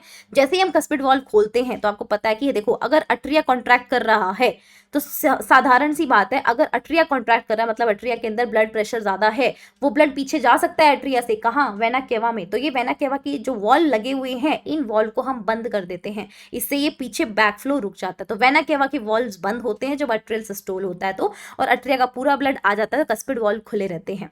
मतलब जिस भी चीज का कॉन्ट्रैक्शन हो रहा है उसके पीछे वाले वॉल्व हमेशा बंद रहेंगे, ये याद रखना, ताकि वो बैक फ्लो ना करें। उसके पीछे वाले दरवाजा हमेशा बंद रहेगा ताकि ये ब्लड आगे ट्रांसफर कर पाए। वेरी सिंपल, ठीक है। ये अट्रियल सिस्टोल हो गया जिसमें वेंट्रिकुलर फिलिंग होती है और वेना केवा के वॉल्स जो होते हैं वो क्लोज रहते हैं। लब कंडीशन, यहाँ पर लब साउंड आती है कब, जब लब साउंड आती है तब जब तब वेंट्रिकुलर सिस्टोल होता है। वेंट्रिकुलर सिस्टोल 0.3 सेकंड का टाइम होता है जिसमें वेंट्रिकल्स का कॉन्ट्रैक्शन चलता है कि पूरा ब्लड वेंट्रिकल फिल हो चुका है। अब वेंट्रिकल को फिल करने के बाद में कॉन्ट्रैक्शन होगा वेंट्रिकल का, एंड एवी वॉल्व क्लोज होंगे। एवी वॉल्व मतलब कस्पिड वॉल्व को हमें क्लोज करना पड़ेगा। जैसे ही वो क्लोज होंगे पहली साउंड आएगी लब, heart sound, first heart sound लब आती है जो लॉन्गर ड्यूरेशन की चलती है, एकता, लॉन्गर ड्यूरेशन, लाउड भी होती है एकता, लो पिच भी होती है, बहुत हाई पिच नहीं होती है ना। मर्दों की आवाज लो पिच होती है थोड़ी भारी भारी, और लड़कियों की आवाज थोड़ी तीखी होती है, हाई पिच। तो लो पिच थोड़ी भारी भारी आवाज होती है। वेंट्रिकुलर सिस्टोल के टाइम पर आती है closure of AV valve. Isovolumetric contraction हमारे पास में यहाँ पर होता है। वॉल्यूमेट्रिक कॉन्ट्रैक्शन का मतलब होता है हमारे पास में जो वेंट्रिकल का सिस्टोल है, वेंट्रिकल का सिस्टोल है मतलब वेंट्रिकल कॉन्ट्रैक्ट हो रहे हैं, और वेंट्रिकल जब कॉन्ट्रैक्ट हो रहे हैं तो ब्लड कहाँ जा रहा है, नीचे आर्टरीज में जा रहा है, और उधर है ना, मतलब आर्टरी में, अओर्टा में, दोनों में जा रहा है। तो ये जो हमारा ब्लड जा रहा होता है बेसिकली, इस टाइम पर हमारे सेमिलुनार खुले रहते हैं क्योंकि उसमें जा रहा है ना। ये हो गया। देन हमारे पास में जो है, जैसे ही आर्टरी में ब्लड चला जाएगा तो वेंट्रिकल का डायस्टॉल कंडीशन आएगी। वेंट्रिकल का डायस्टॉल कंडीशन आते ही सेमिलुनार क्या होते हैं, बंद हो जाते हैं, पीछे खाली हो गया ना वेंट्रिकल। अब आर्टरी में ब्लड भर चुका है, पीछे ना जाए, इसलिए सेमिलुनार को बंद करना पड़ता है। डब साउंड आता है, शॉर्टर ड्यूरेशन का होता है, डल होता है, हाई पिच्ड होता है लेकिन डल होता है, वेंट्रिकुलर डायस्टॉल कंडीशन में ये आ रहा होता है। ये हो गया भाई कार्डियक साइकिल। अब ये एक साइकिल ना, कंप्लीट एक साइकिल, ये 0.8 सेकेंड का ड्यूरेशन है, और ऐसे 1 मिनट में कितनी बार होते हैं, 72 टाइम्स एवरेज है, ये इतनी बार होते हैं, है ना। और मान लो ये हार्ट साउंड जो ना, वो नॉर्मली आपको धक धक धक धक जो आप सुनते हो, लब डब लब डब लब डब, आपको जो सुनाई देती है स्टेथोस्कोप पे आप सुन सकते हो। लेकिन अगर इसमें आपको हार्ट साउंड में कहीं पर भी गड़बड़ लगे, मान लो कि भाई तुम्हारे हार्ट के वॉल्व जो है वो खराब हो जाते हैं ना, उस कंडीशन में आप उस कंडीशन में बेसिकली क्या होता है, हार्ट साउंड जो होती है वो क्लियर नहीं सुनाई देगी। जैसे डब साउंड होती है ना, वो आपको मरमर साउंड से रिप्लेस होती है, मतलब वो अच्छे से नहीं सुनाई देती है, आपको मरमर साउंड सुनाई देती है। अट्रियल डायस्टोल की अगर अपन बात करें, वेंट्रिकुलर डायस्टोल कि भाई मैम आपने अट्रियल सिस्टोल तो बता दिया, अट्रियल डायस्टोल कब हो रहा है, भाई अट्रियल डायस्टोल भी तो तभी हो रहा है जब सिस्टोल होकर अट्रियल कॉन्ट्रैक्शन हुआ, ब्लड सारा आ गया वेंट्रिकल में, तो अब अट्रिया क्या है, रिलैक्स ही तो कर रहा है पीछे, है ना। तो उसको अट्रियल डायस्टोल ही कहते हैं। हालांकि डायस्टोल टाइम को हम काउंट नहीं कर रहे होते हैं क्योंकि वो जॉइंट डायस्टोल में हमने ले लिया है। लेकिन अगर आप ऐसे पूरा सेपरेट देखना चाहोगे कि atrial systole, atrial diastole and ventricle systole, ventricle diastole, अगर सेपरेट लेना चाहोगे तो आप देखो अट्रियल सिस्टोल करने में अगर 0.1 सेकंड लगा रहे हो तो रिलैक्स करने में 0.7 सेकंड लेगा, है ना। अगर आप जॉइंट डायस्टोल को हटा रहे हो यहाँ से तो, है ना, ऐसा करना चाहता है ऐसे भी कर सकते हो। वेंट्रिकल सिस्टोल के अंदर 0.3 सेकंड लग रहा है तो बचा हुआ टाइम, उस टाइम में वेंट्रिकल रिलैक्स कर रहा है, डायस्टोल कर रहा है, मतलब 0.5 सेकंड डायस्टोल के अंदर लग रहे होंगे, सिंपल, है ना। अब बात करते हैं अपन डबल सर्कुलेशन, सॉरी ईसीजी की बात करते हैं, ब्लड उसकी बात करते हैं, प्रेशर की बात करते हैं, है ना। उससे पहले कार्डिक आउटपुट, इसके ऊपर सवाल आया था नीट के अंदर, प्रीवियस क्वेश्चन, कि एक कार्डिक आउटपुट क्या होता है, amount of blood pumped by heart पर मिनट। हार्ट 1 मिनट में कितना ब्लड पंप करता है, 1 मिनट में कितने साइकिल्स चलते हैं, 72 टाइम्स ये साइकिल चल रहे हैं। एक बार में जो हार्ट हमारे वेंट्रिकल्स पंप आउट कर रहे हैं एक साइकिल में, वो साइकिल मतलब वो तो एक साइकिल में हो रहा है, वो एक साइकिल कितने का है, 0.8 सेकेंड का। वो पूछा है आपसे कि 1 मिनट में आपका हार्ट कितना ब्लड पंप आउट करता है। अगर 0.8 सेकेंड में एक धड़कन पूरी हो रही है, 0.8 सेकेंड में वेंट्रिकल एक बार पंप करता है, तो 1 मिनट में कितनी बार पंप करता है, 72 टाइम्स। आप देखो कि कितना आपका जो है ब्लड पंप हो रहा है, तो आप देख लो कि 0.8 सेकेंड में कितना पंप हो रहा है, वो एक साइकिल में कितना पंप हो रहा है, और 72 साइकिल्स में कितना पंप होगा, वही तो है आपका कार्डिक आउटपुट। तो 72 टाइम्स को आपको मल्टीप्लाई करना है बेसिकली, इसमें कितना ब्लड आ रहा है उससे आपको 72 टाइम मल्टीप्लाई करना है, यही तो बात है ना, 1 मिनट में निकालने के लिए। तो आप ये 0.8 सेकेंड के अंदर जो वेंट्रिकल पंप कर रहा है बॉडी से बाहर, मतलब बॉडी को ब्लड दे रहा है, हार्ट पंप कर रहा है, वो आप देखो कि भाई एक ventricle, each ventricle, how much each ventricle is pumping the blood in just 1 cycle, not 1 minute, 1 cycle. एक साइकिल मतलब 0.8 सेकेंड में वेंट्रिकल कितना पंप कर रहा है, एक वेंट्रिकल, नॉट 2 वेंट्रिकल्स, एक वेंट्रिकल, उसको हम बोलते हैं स्ट्रोक वॉल्यूम। आप स्ट्रोक वॉल्यूम निकाल लो और उसको मल्टीप्लाई कर दो 72 टाइम्स, क्योंकि हमें 1 मिनट में पूरा ब्लड निकालना है कि भाई हमें देखना है 1 मिनट में हार्ट कितना पंप करता है। तो आप 1 मिनट में 72 टाइम साइकिल चल रहा है, आप एक साइकिल का निकाल लो, 72 को मल्टीप्लाई कर दो। एक साइकिल का निकालना है, उस एक साइकिल में कौन पंप कर रहा है, ब्लड को पंप हमारा वेंट्रिकल ही करता है। एक वेंट्रिकल कितना पंप कर रहा है वो देख लो। एक वेंट्रिकल जितना भी ब्लड पंप करता है एक साइकिल में, उसको हम बोलते हैं स्ट्रोक वॉल्यूम। उसको आप मल्टीप्लाई कर दो किससे, 72 टाइम से, जो कि आपकी हार्ट रेट होती है। हार्ट रेट क्या होती है कि 1 मिनट में कितनी बार धड़क रहा है आपका हार्ट, वही तो हार्ट रेट होती है। तो आपका हार्ट रेट हो जाएगा, उससे मल्टीप्लाई कर दो, आ जाएगा आपका कार्डियक आउटपुट। तो cardiac output is nothing amount of blood जो हार्ट एक मिनट में पंप करता है, उसको heart rate multiply by stroke volume. Stroke volume के ऊपर सवाल ऐसा आया था, सीधी सीधी या तो आपको दे देते हैं डेटा और आपको मल्टीप्लाई करके लिखना होता है। एक बार ऐसा सवाल आया था स्ट्रोक वॉल्यूम के लिए, पहले आपको स्ट्रोक वॉल्यूम ही निकालना था उस सवाल में, उसमें ईडीवी ईएसवी दे रखा, and diastolic volume and systolic volume. अब आपको नहीं जानना ये क्या होता है, बस आप इतना ध्यान रखो, एंड डायस्टोलिक वॉल्यूम अगर वहां पर दे रखा है और एंड सिस्टोलिक वॉल्यूम दे रखा है, जो कि जनरली 130 एंड 60 होता है। अगर आप इन दोनों को माइनस करते हो तो आपके पास में स्ट्रोक वॉल्यूम जिसका अमाउंट होता है 70 ml वो आता है। उसका वो क्या होता है, volume of blood ejected by ventricle, each ventricle during systole. जो वेंट्रिकल सिस्टोल करता है तो वो वेंट्रिकल कितना ब्लड पंप कर रहा है एक साइकिल के अंदर, वो बोलते हैं हम उसको स्ट्रोक वॉल्यूम। ठीक है। और हार्ट रेट, हार्ट रेट आपको पता है कितना, आपका 1 मिनट में कितनी बार धड़क रहा है आपका ब्लड, 72 टाइम्स। तो number of cardiac cycles 1 minute में कितनी बार हो, 72 टाइम्स। 70 से 75 वैसे एवरेज रहता है, मतलब 70 से 75 is the range, 72 is the average. Multiply कर दो, 5 लीटर आंसर आ जाएगा कार्डियक आउटपुट। ये चेंज हो सकती है कार्डियक आउटपुट किसमें, एथलीट्स जो होते हैं उनमें, क्योंकि उनको ज़्यादा एक्सरसाइज की रिक्वायरमेंट पड़ती है, वो ज़्यादा एक्सरसाइज करते हैं, उनका कार्डियक आउटपुट ज़्यादा होता है, क्योंकि उनका हार्ट जो है, आप देखो कार्डियक मतलब एथलीट्स जो होते हैं उनको ऑक्सीजन की डिमांड भी बहुत ज़्यादा होती है, तो उनके कार्डियक साइकिल्स जो होते हैं वो 1 मिनट के अंदर 70 से 75 से भी ज़्यादा चल रहे होते हैं। हमारे 70 से 75 इज द रेंज, वहाँ पर थोड़ा ज़्यादा चलता है, तो वहाँ के कार्डियक साइकिल्स भी ज़्यादा होते हैं, इसलिए उनका क्या होता है, स्ट्रोक वॉल्यूम भी ज़्यादा होता है, तो उनका कार्डियक आउटपुट ज़्यादा होता है। ब्लड प्रेशर की बात करें तो उसको नापने के लिए हमारे पास इंस्ट्रूमेंट होता है स्फिग्मोमेनोमीटर, और ये क्या काम करता है, ब्लड के प्रेशर को मेजर करता है। ब्लड का प्रेशर हम कहाँ पे मेजर करते हैं, हमेशा आर्टरीज में मेजर करते हैं, वेन में नहीं, क्योंकि वेन में प्रेशर नहीं होता है, वेन सुपरफिशियल होते हैं, इनमें क्या काय का प्रेशर होगा, यहाँ पर प्रेशर नहीं काउंट करते, हमेशा आर्टरीज में काउंट, हमारा आर्टरीज में ब्लड प्रेशर देखा जाता है। आपने देखा होगा ये ब्लड प्रेशर नापने के लिए यहाँ लगाया जाता है, वो है ना, उसको लगा के हम यहाँ से प्रेशर काउंट कर रहे थे, क्योंकि आर्टरीज प्रेजेंट होती है, तो आर्टरी में हमेशा प्रेशर होता है, क्योंकि आर्टरी संकरी होती है, आर्टरी ना बहुत संकरी होती है, वेन थोड़ी चौड़ी होती है, चौड़ी जितनी होगी प्रेशर कम होगा, आर्टरीज में ज्यादा होता है, इसलिए आर्टरी की वॉल के ऊपर, ये वॉल के ऊपर ब्लड कितना प्रेशर जनरेट कर रहा है उसी को हम बोलते हैं बीपी, ब्लड प्रेशर।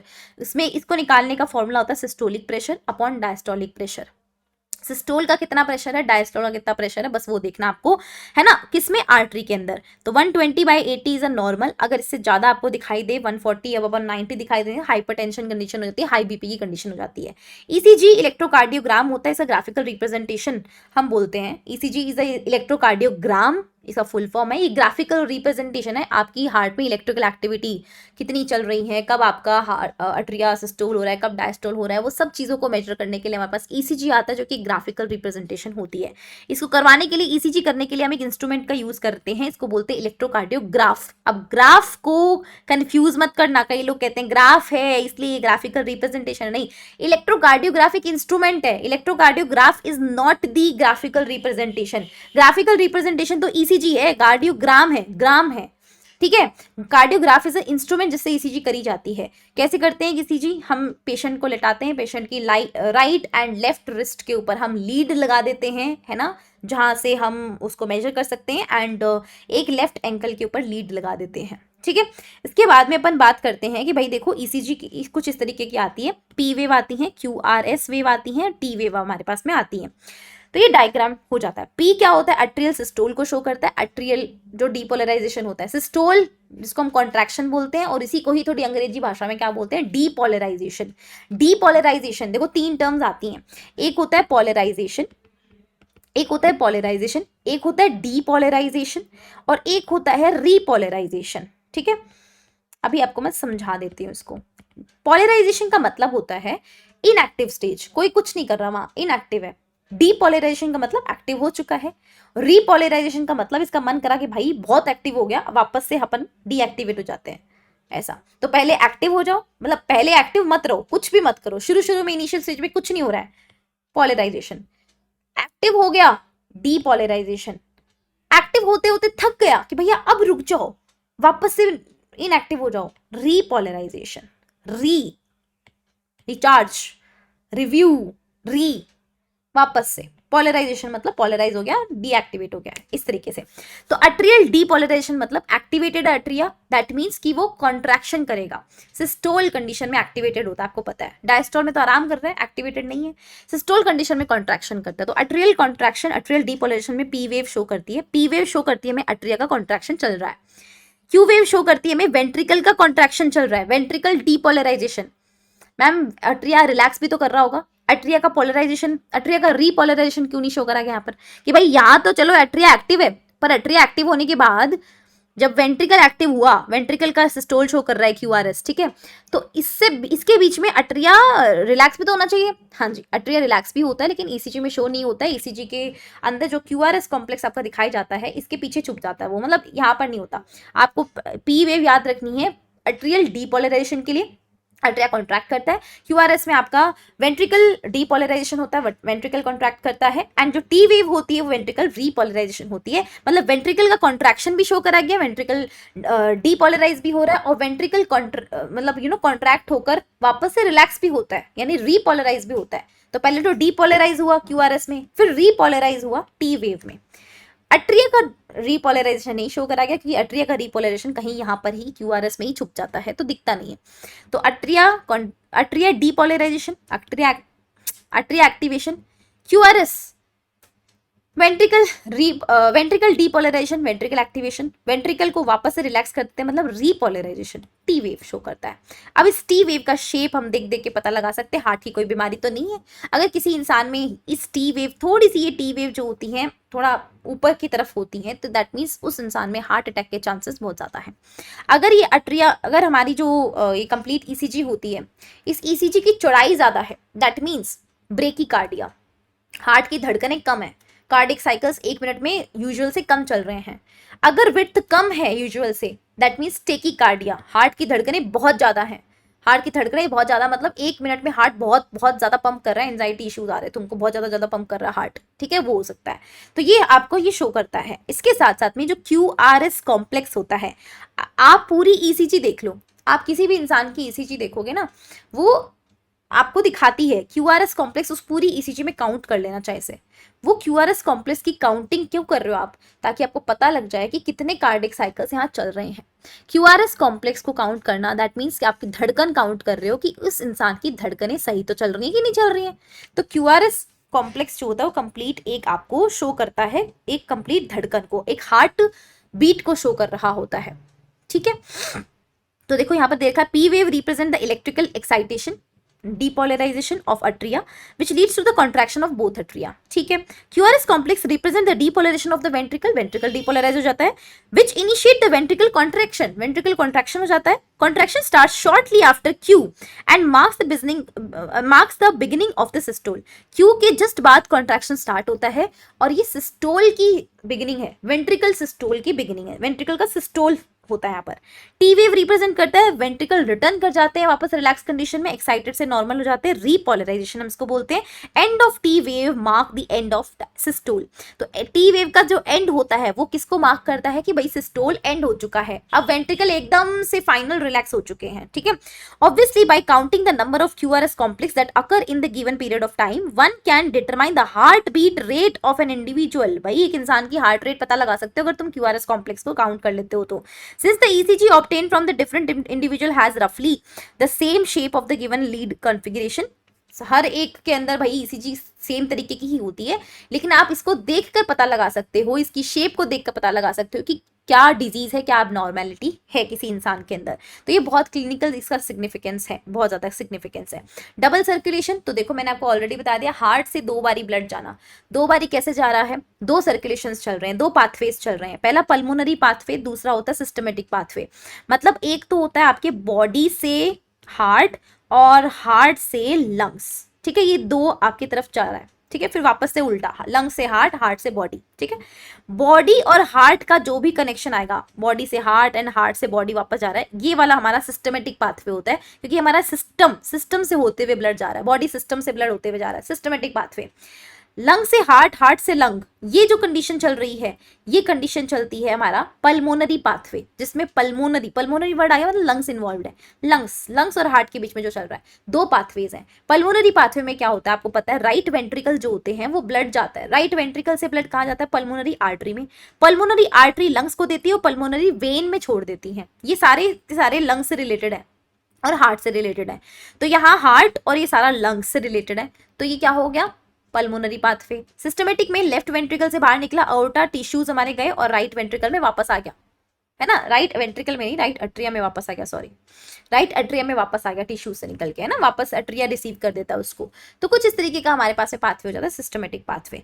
अब अपन बात करते हैं ब्लड वेसल की। ब्लड वेसल हमारे पास में देखिए दो प्रकार की जनरली होती है, आर्टरी एंड वेन। हालांकि कैपिलरीज भी होती है, but capillaries are the artery और वेन्स की मतलब छोटी छोटी ब्रांचेस ही हैं कैपिलरीज। ठीक है, आर्टरी वेन की बात करें तो कोई भी ब्लड वेसल्स में हमारे पास में 3 लेयर होती है। सबसे बाहर वाली ट्यूनिका एक्सटर्ना, बीच वाली होती है ट्यूनिका मीडिया, और सबसे अंदर वाली ट्यूनिका इंटरना या ट्यूनिका इंटीमा, जो आपकी एनसीईआरटी में इंटीमा लिखा है वो। तो जो सबसे अंदर वाली ब्लड वेसल होती है ना, उसको हम एंडोथीलियम कहते हैं। ठीक है, अब हमारे पास में ट्यूनिका एक्सटर्ना है बाहर वाली, अंदर वाली जो ट्यूनिका मीडिया होती है, अगर आप देखोगे आर्टरी और वेन में, आर्टरी के अंदर जो ट्यूनिका मीडिया होती है मोटी मोटी होती है, वेन के अंदर पतली सी है ट्यूनिका मीडिया। ठीक है, जितनी ज्यादा ट्यूनिका मीडिया मोटी होती है ना, यहाँ पर आपके पास में ट्यूनिका मीडिया जो होती है वो यहाँ पर मोटी मोटी प्रेजेंट होती है, ट्यूनिका मीडिया थिक प्रेजेंट होती है आर्टरी के अंदर। अब आप देख पा रहे हो नीचे अंदर की साइड में जो इंटीमा प्रेजेंट होती है, इसके अंदर का जो ल्यूमन होता है वो नैरो है, कम ल्यूमन है, और यहाँ आप देखेंगे ज्यादा ल्यूमन है। वाइड ल्यूमन जिसका होता है वो वेन होती है, इसीलिए वेन्स जो होते हैं वो रिलैक्स्ड होती है, उनमें ब्लड प्रेशर इतना ज्यादा नहीं होता। अब इनमें छोटा सा तो स्पेस है, इस ल्यूमन के अंदर से तो ब्लड जा रहा है, इतना सा तो स्पेस है, और ब्लड जाएगा तो प्रेशर की वजह से जाएगा ना, बहुत प्रेशर के साथ जाएगा। तो आर्टरी में हमेशा ब्लड प्रेशर ज्यादा मिलता है, वेन में कम दिखता है, क्योंकि इनके अंदर ल्यूमेंस बहुत ज्यादा वाइड होती है या नैरो होती है, और इनमें ट्यूनिका मीडिया भी थिक होता है, इस वजह से इनकी ल्यूमेन नैरो होती है।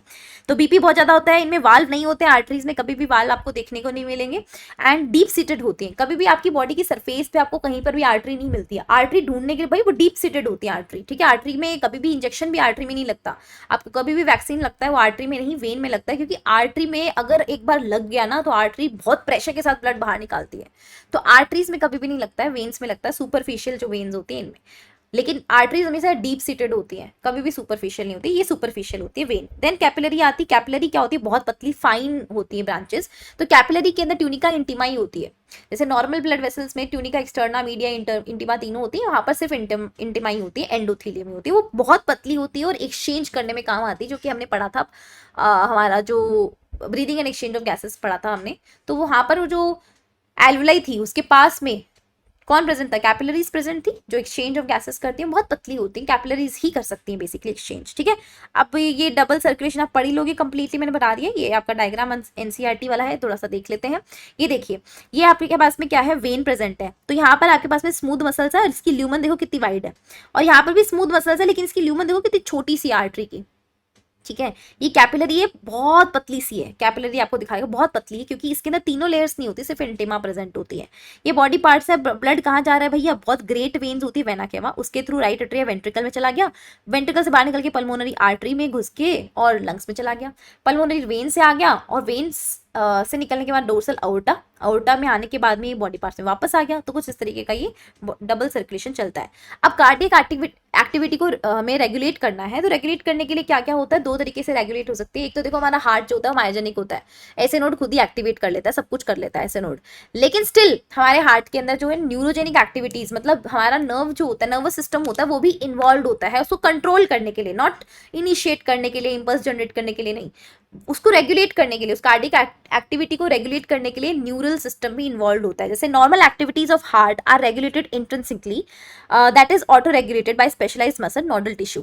ठीक है, नोडल टिश्यू ऐसे नोड वगैरह के थ्रू हमारा पूरा कंट्रोल हो रहा है, ऑटो रेगुलेट हो रहा है, hence the heart is called myogenic heart. ठीक है, a special neural centre in the medulla oblongata, हमारे मेडुला ऑब्लोगेटा में प्रेजेंट होता है। ऊपर हमारे पास में क्या होता है, कॉर्टेक्स, देन हमारे पास में क्या प्रेजेंट होता है, जो हमारे पास में मिड ब्रेन होता है, मतलब fore brain, mid brain, hind brain, तीन चीजें होती है ना हमारे पास में। तो हमारे पास फोर ब्रेन होता है, मिड ब्रेन होता है, नीचे हमारे पास में कुछ इस तरीके का हाइंड ब्रेन होता है, मेडुला ऑब्लोंगेटा हमारे पास में होती है, ये पोन्स होता है, और हमारे पास में मेडुला ऑब्लोंगेटा। मेडुला ऑब्लोंगेटा के अंदर हमारे पास में क्या प्रेजेंट होता है, स्पेशल न्यूरल सेंटर होता है जो कि हमारी कार्डिक फंक्शन को रेगुलेट करता है। किसके थ्रू? ऑटोनोमस नर्वस सिस्टम के थ्रू। तो हमारी बॉडी में ऑटोनोमस नर्वस सिस्टम होता है जिसके दो पार्ट्स होते हैं, एक होता है पैरासिम्पैथेटिक, एक होता है सिंपैथेटिक।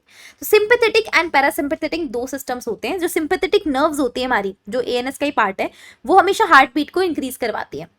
सिंपैथेटिक हमेशा हार्ट बीट को इंक्रीज करवाएंगी। हार्ट बीट इंक्रीज कैसे हो रहा है? वेंट्रिकल सिस्टोल बढ़ गया है, वेंट्रिकल फटाफट फटाफट मूव कर रहा है, ब्लड बाहर निकाल रहा है, तो सिस्टोल बढ़ गया है, कॉन्ट्रैक्शन बढ़ गया है, यानी कि कार्डिक आउटपुट 1 मिनट में जितनी बार पंप करना चाहिए उससे ज्यादा पंप कर रहा है, तो हार्ट बीट फटाफट फटाफट बढ़ जाती है।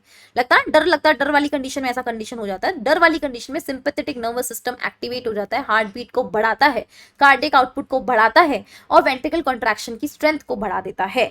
अदर हैंड पे पैरासिम्पैथेटिक न्यूरल सिग्नल्स जो होते हैं वो अनदर कंपोनेंट है एएनएस का, और वो डिक्रीज करते हैं हार्ट बीट को and speed of conduction of action potential and thereby the cardiac output. Cardiac output भी कम करते हैं, एक्शन पोटेंशियल जितनी स्पीड से जाना चाहिए उस स्पीड को कम कर देते हैं, ठीक है, और हार्ट रेट को भी कम कर देते हैं।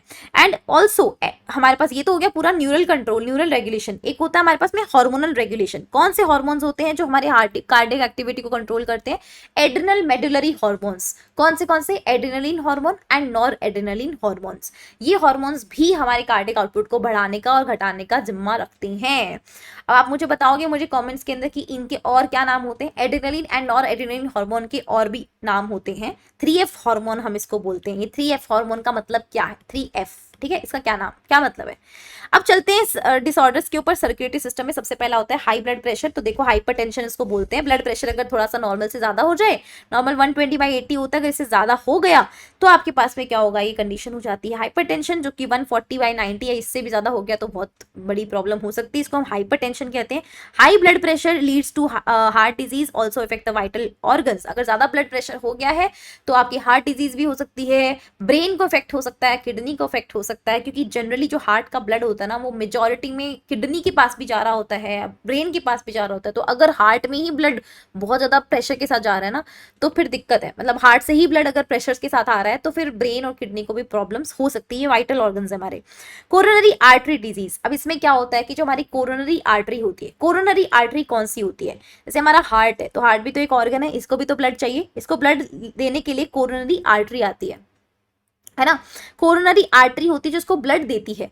अब हार्ट को ब्लड देने वाली जो आर्टरी है उसी के अंदर ही मैं कूड़ा कचरा डाल दूं, मान लो, है ना, मैं बहुत सारी चीजें डिपॉजिट कर दूं, फैट डिपॉजिट कर दिया, कैल्शियम डिपॉजिट कर दिया, कोलेस्ट्रॉल, फाइब्रस टिश्यूज, बहुत सब चीजें ऐसे डिपॉजिट कर दी उसके अंदर। तो ये आर्टरी की ल्यूमन वैसे तो कम होती है, और कम हो जाएगी, है ना, और नैरो हो जाएगी, इस वजह से इसको अच्छे से ब्लड सप्लाई हार्ट को नहीं हो पाएगा। इसी को हम बोल देते हैं कोरोनरी आर्टरी डिजीज, जिसमें मतलब हार्ट की आर्टरी को ही अफेक्ट होता है, और इसको बोलते हैं एथेरोस्क्लेरोसिस। एथेरोस्क्लेरोसिस कंडीशन में क्या होगा?